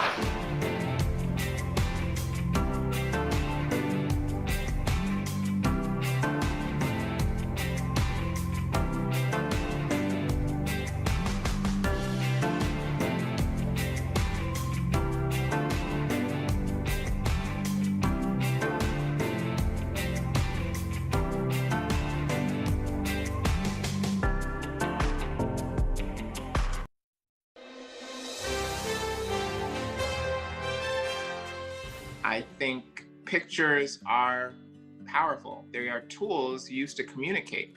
And so I feel a responsibility to tell stories that reflect experiences that look like mine, experiences that aren't often seen in picture books. So it's really important for me to create pictures that are empowering to as many different kids as possible. My name is Christian Robinson. I'm an author and illustrator of picture books. I think children are the best audience. They're curious, but they're also very honest, and you kind of have to present things to them in that way. What am I drawing? A tiger! That's right. Okay. It's been a while since I've drawn a tiger, so I might need some help. Try your best. That's a good point. You know, I've illustrated many picture books by different authors, but with Matt in particular, our collaboration has been more of a collaboration where we're actually communicating. There's been times when I've worked on books and I've never met the author, never emailed them, but with Matt, we kind of developed a friendship. I met Christian back in 2014. So Christian and I collaborated on first Last Stop on Market Street, and then our second book together was Carmela Full of Wishes. His writing gave me a sense of appreciation for my own story. A story like Last Stop on Market Street about a boy and his grandmother riding a bus in the city. That was my experience. And I don't think I even valued or appreciated it or saw it as something worth spotlighting in a story. But Matt did that. When I got the initial art, I was just so moved by how he fleshed out the story. And I think that's what good artists do. He just wants to put a good book into the hands of young people, and that's his focus. Christian and I, we were on tour for Carmela, and we had a little time to waste away before our event. And so we sat down at a cafe and we started to talk about, what do we want to do next? You know, what do we want to collaborate on next? I think I mentioned to Matt, like, what if we did a story about a child who has an incarcerated parent and he had a spark in his eye. I took it as a challenge. How do you write about having an incarcerated parent in a picture book? He wrote down some notes and then we have Milo Imagines the World. Milo's a young artist. I was a young artist. Milo has a mother who is incarcerated. Growing up, my mother was in prison for most of my childhood. So yeah, Milo's story is my story. Growing up, I was raised by my grandmother. She was my caregiver. She not only took care of me, she took care of my brother, my two cousins, my aunt, and we all lived in this tiny one-bedroom apartment in LA. We didn't have much space or means, and looking back, I recognized that creativity, drawing and making pictures was my way of having some say over my circumstances. I've had Christian since he was 5 months. Unexpectedly, his father brought him to me when he was an infant, without any warning, which was a shock. Seeing your mother in an institution and knowing she was in and out of his life from the time he was 5 months old until he was a young man. It was hard for Christian, but he didn't voice his feelings until he grew older, you know, and was able to express. My relationship with my mother is somewhat distant. Growing up, she was in and out of prison for most of my childhood. She struggles with drug addiction and mental health. There was no other way it would not have affected him because she wasn't consistent. And the times that she was in his life, she showed him a great deal of love.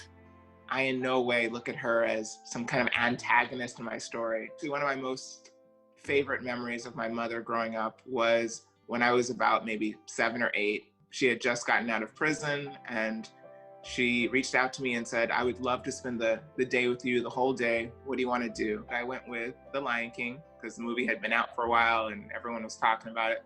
And I just remember having that connection, making that connection for the first time of like, oh, people who draw make these movies. I like to draw. Maybe I could be someone who draws and makes stories. And I totally credit my mother for giving me that experience and that opportunity. There was a point in his time when he was involved in modeling clay. I have quite a few little clay figures that he created when he was 8. So that led me to believe, or let me know that he did have more of a bent toward art. He could have turned the fact that his mother wasn't there for him, he could have turned that in destructively, as opposed to being positive and creating a life that he's satisfied with, which I'm very proud.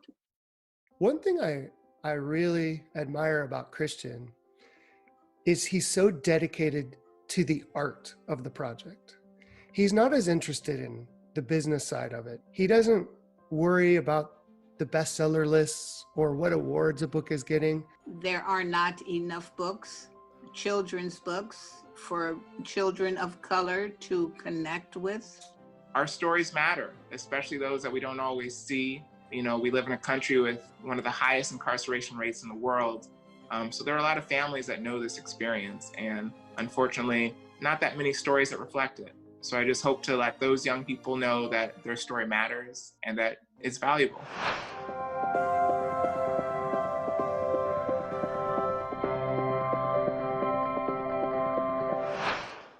I'm rolling up my sleeves for science, so I'll survive if I contract this virus. For family dinners, family vacations, family anything. For traveling somewhere beyond my living room. And for the Rebels, there is no greater feeling than being in the stadium and cheering on Ole Miss. And now it's your turn. Roll up your sleeves, America. Plan your vaccine, because every shot counts. Visit planyourvaccine.com and make your plan. What should we watch for to find out whether this Geneva summit was worth it? What would it take for you to support this bipartisan infrastructure deal? What are the issues that the party stands for? That seems to be the missing piece here. If it's Sunday, it's Meet the Press. Sometimes the news can be difficult and overwhelming for kids to understand. Will coronavirus come back next year? So to help make sense of it all, we've created a newscast just for them. Man, you know a lot. We hope your family will watch Nightly News Kids Edition.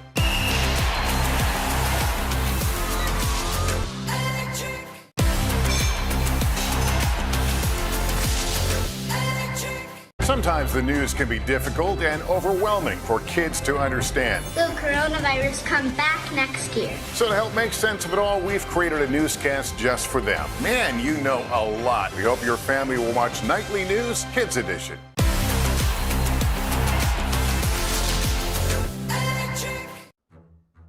These women are so often forgotten. They have no makeup, and a lot of them shake and you know, they flinch or whatever. They can't put on makeup. So my coming there, I think it means a lot. She makes us feel a lot better about ourselves. We're people. Everybody's getting older. Give me a break. My name is Alita. I am the founder of My Makeover Mission, and my mission is reawakening the inner beauty of the often forgotten women in nursing homes. Style has been in my DNA. I've had a long career in fashion, from being an editor to a stylist to having my own company and being an image consultant. I'm off to Hollywood right now. In 1996, when I went to visit my mom in her nursing home, I got into a room and the first thing she said to me, "Look what they put me in, it doesn't match." And I thought at that moment, oh my God, at her age, that she still wants to feel like she is beautiful. And I said, you know what, before I leave tomorrow, I am going to give her a makeover. And that's what I did. And it wasn't until I looked at the pictures that another 8 took of us that I had my aha moment. To make these women feel so good, special, relevant, and happy. I knew that this was what I wanted to do. The Bayberry home, I've been there 3 or 4 times. I called and we set up an appointment for me to go and give the ladies makeovers. Julia, Olive, and Barbara, they're just amazing. I am 100 years old. I feel flattered. I really feel very great when she makes me up.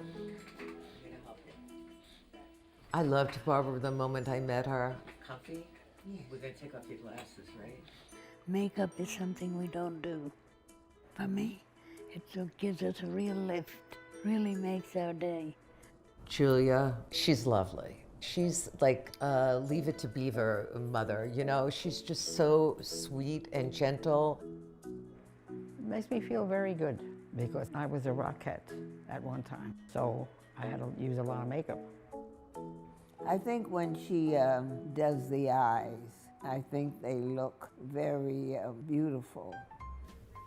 I'm going to try and fill in the brow, give it some definition because this is where we get our expression.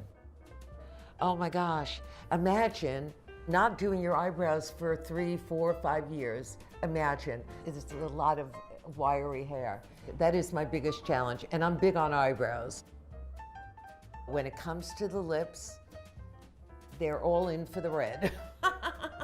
And I love that about them, just to know that they have that oomph.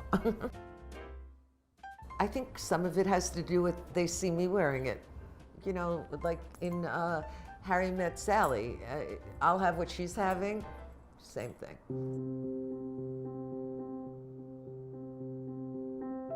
I think they like the touch of the hand, you know. A lot of times the women are so relaxed that they go to sleep. You're sleeping. Take a rest. They are so at peace, and it's a wonderful feeling to know they trust me that much. It is something I look forward to. You know, we talk about it for days after.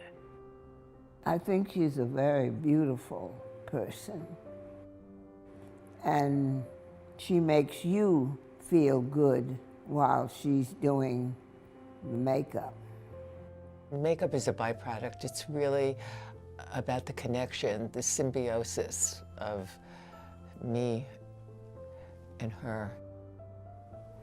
Already sleeping. It's okay if you do. It's okay, honey. You've waited a long time. Worth waiting for. Oh, thank you. Just feeling touched and loved. And that's what they're missing, and that's why I started this. Oh my God. I look alive. Yes. I thank you so much. You're so welcome. You saw me taking before and after shots, and that's to put on my Instagram, but also to send the after picture to the families. I think it means a lot. I remember, you know, my picture that the aide took of my mom and I, and it means so much that, God forbid, when that time comes, to look at that picture, and that's what you remember.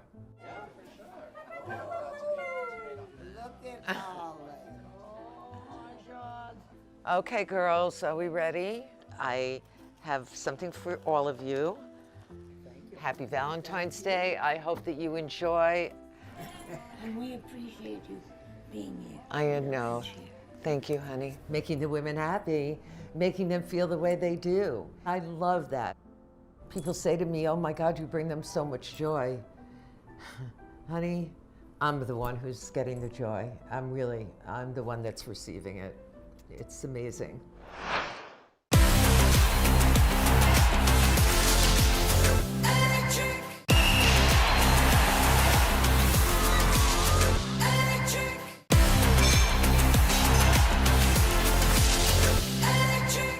It has been a long year. Yeah, where it's been anything but normal. Well, now there's hope. The COVID vaccines.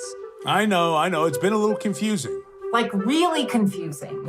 So it's more important than ever to make a plan. Visit planyourvaccine.com to find out where and when to get your vaccine. What are you waiting for? Roll up your sleeves and plan your vaccine. Plan your vaccine. Plan your vaccine. Let's go.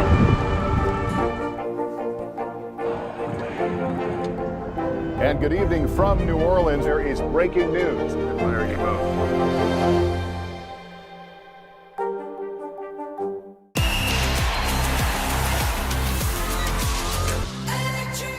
Good morning, everybody. everybody. Welcome to Today. Future's looking bright.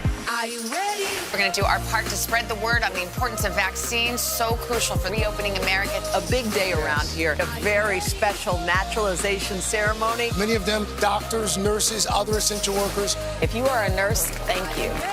Spring has sprung, guys, and we want to fill this season with some fun and surprises. Yes. This is the face of excitement. Celebrating Earth Day. Let's change the world. Love it! What should we watch for to find out whether this Geneva summit was worth it?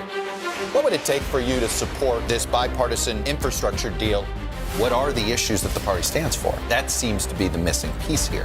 If it's Sunday, it's Meet the Press.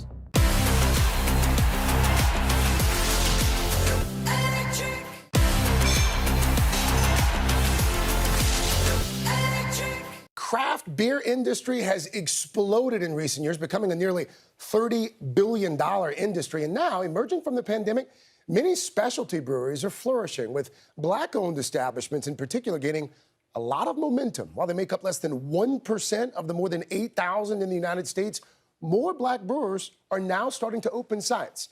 In fact, I recently stopped by the only one here in New York that brews on site for some beer and the side of South Carolina home cooking and some conversation. If somebody's putting their true passion and true love into it, that's a good beer. By that definition, Chris Gansey has been making good beer for a decade. Gansey is the owner of Daleview Biscuits and Beer, the only Black-owned brewery that brews on site in all of New York State. And that happens in these tanks below a kitchen that's very busy, serving up biscuits and fried chicken by way of someone very special to both of us, our mutual hometown of Columbia, South Carolina. Where'd you go to middle school? Gibbs. Oh, yeah, we used to play you guys in basketball. We used to beat Gibbs all the time. You sure about that? Gansey says he didn't even drink beer until his wife gave him a small home brewing kit 10 years ago for Father's Day. Being from Columbia, South Carolina as well, I know, especially in the summertime, cookouts are big. Yes. You mean to tell me back then you weren't like drinking tall boy beers? No, I was not drinking beer at all.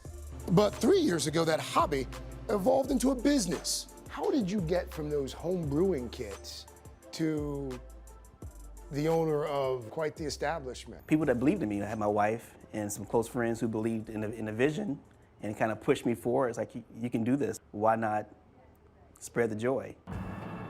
Now he's turning out craft beer and Carolina biscuits in the heart of Lefferts Garden, Brooklyn, intentionally choosing a historically Black neighborhood to help integrate an industry with little diversity. I wanted a place where I could be part of the community and also do a place to educate people around craft beer. Like, I feel a cold beer is something that can bring people together. Out of the roughly 8,500 breweries in America, just about 60 are Black-owned. My hope is we can help change mindsets in the neighborhood, because the neighborhood is changing and creating unity and equity. So that's my goal, to help create equity in this community. Gansey is striving for more than exposure and equity, but for a few teaching moments as well. Daleview's beers are named after lesser-known civil rights leaders like Jamaican activist Paul Bogle and freedom rider Diane Nash. These are the last 3 in existence. We sold out of this. You sold out of yes. Diane Nash. It's a beautiful label. And I love that on the back you actually explain for folks who might be unfamiliar. Even better than the label is what's inside them. I'm not used to learning and drinking at the same time. This is a novel concept. Oh, it's not just beer? No, it's also biscuits. Wow. And let me tell you, a lot of folks won't recognize this, but that's pimento cheese. What you know about pimento cheese? That's, Columbia, South Carolina. I grew up. I had pimento cheese 3 times a day. My grandma would say, y'all put your foot in that. That is fantastic. Chicken thigh. Of course. Yeah, oh boy. Al Roker's gonna love this. A taste of South Carolina, now educating Brooklyn beer drinkers, all thanks to a thoughtful present. Had your wife decided to give you a tie for Father's Day? I'd probably be a tie maker.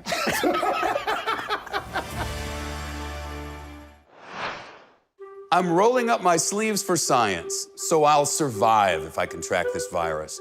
For family dinners, family vacations, family anything.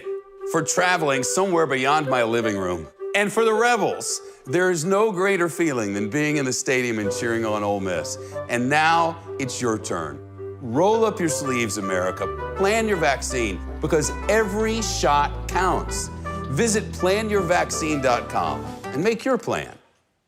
Sometimes the news can be difficult and overwhelming for kids to understand. Will coronavirus come back next year? So to help make sense of it all, we've created a newscast just for them. Man, you know a lot. We hope your family will watch Nightly News Kids Edition.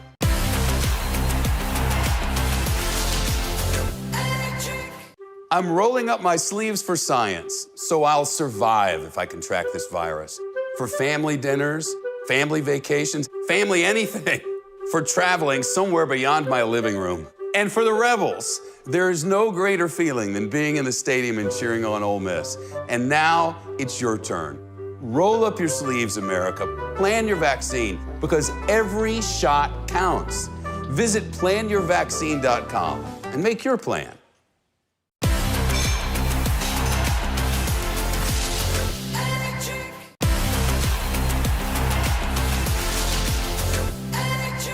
You're not yet past your prime. You still have lots of time. Open up your mind. Leave the processed food behind. Working in a restaurant is very much a young man's game. I'm definitely an oddity, but I'm having a lot of fun defying preconceptions. And a lot of it is that I want to prove to myself that I can do it. Deciding to be a line cook at age 66 really is a stupid idea from all practical aspects, but so what? I'm Dr. Peter Glatz. I'm a retired dentist and a full-time line cook at Nonesuch Restaurant in Oklahoma City. Before I started my career as a chef at Nonesuch, I was a practicing dentist for 40 years. My favorite thing about being a dentist was the interpersonal relationships that I developed with my patients, and I've always enjoyed working with my hands, doing fine detailed work. When I was a freshman in college, I would borrow the key to the dormitory kitchenette and I'd begin making bread. People would walk by and stick their head in and see what was going on, and it was a way to meet people. And yes, that's how I met my late wife, Julianne. As fate would have it, I married a woman who loved cooking, who was very good at it, and so for most of my married life, I was the dishwasher and occasionally the salad maker. I was wanting to prepare myself for a career in the arts. I shared this information with my father, and his comment was, how do you think you're going to support a family as an artist, and you ought to go and do something like dentistry. I felt like dentistry used a lot of the same skill sets that I would utilize in art, and it was a more lucrative and stable job situation. Dental school was very, very hard for me. I had never faced failure before, and I wasn't about to then.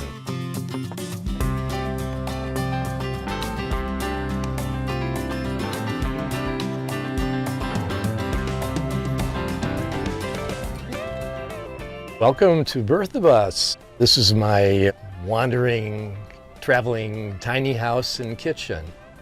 I love the tiny house feeling.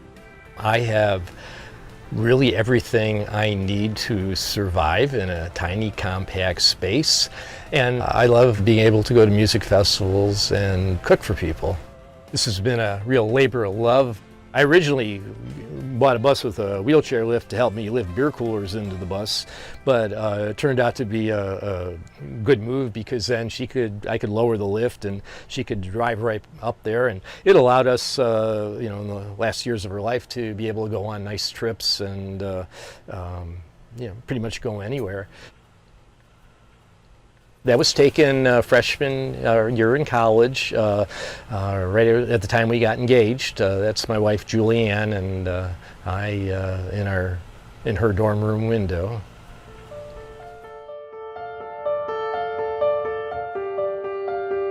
When I lost my wife and my children were all grown up and had their own families by this point, I was able to look at myself and say, you know, I don't need to do this anymore.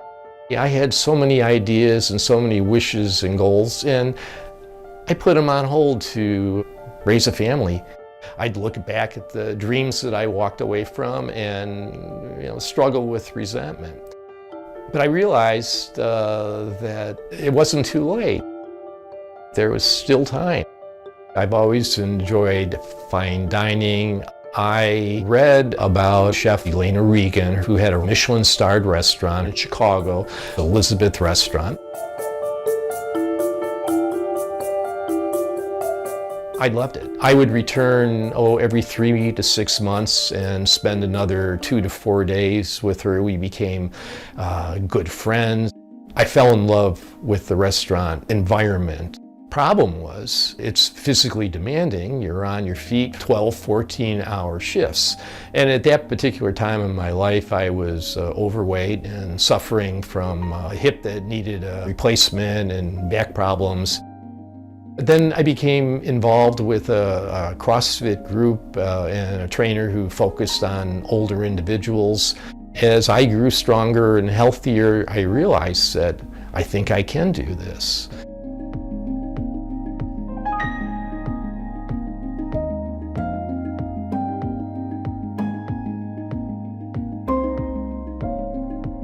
In all these places, I just found my happy place, and that's what made me feel like I want this to be more than a hobby. I want this to be my life.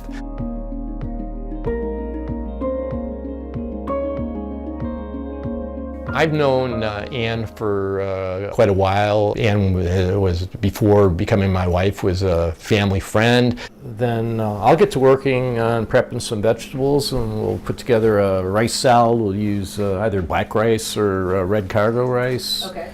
My husband Peter is an amazing man. He's creative and he's very focused, and he's just he's a wonderful partner.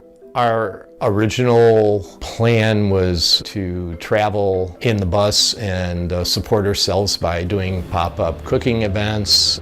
When I saw on Instagram that a restaurant that I was so impressed by, Nonsuch, was hiring a line cook, I sent in my resume. It was 7 pages of dental stuff and a half a page of cooking experience, and much to my shock, they offered me the job.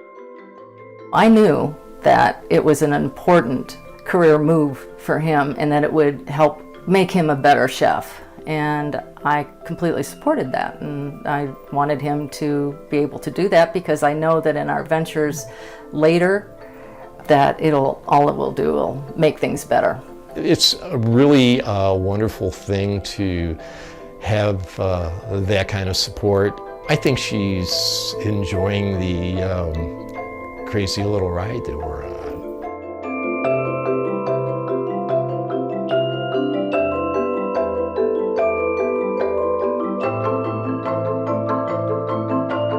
I think Peter's story is very brave, you know. That's like something I think a lot of people his age think about and no one tries, so it's pretty cool. He definitely brought something to this restaurant, to our kitchen, that we were lacking and that we didn't know that we needed. It's just a bunch of mostly young kids in here, you know, myself included, and so it's very refreshing and humbling to have him here and kind of just like remind us, you know, what life is really about.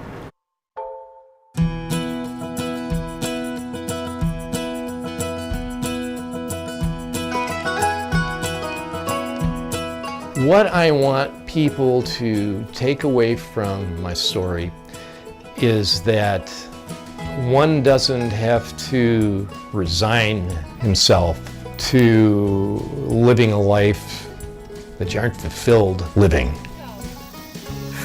I want to thank you all so much for being here. As you know, cooking is my passion, so I'm so glad to share this with you. What the mind can conceive and believe, it can achieve. Chin chin. Chin chin. If you create a vision of what you want your life to be, and then do the work to help you get there, it can be achieved. Oh, hey there. Look, it's our gold medal viewers. yeah. They're watching Today All Day. We're so happy you're here. And best of all, guys, it is Friday. Yay and day, TGIF. We are so happy you're with us watching Today in 30, and we have got a packed lineup after a very busy week here in Tokyo. All right, we're going to start off with the golden girl herself.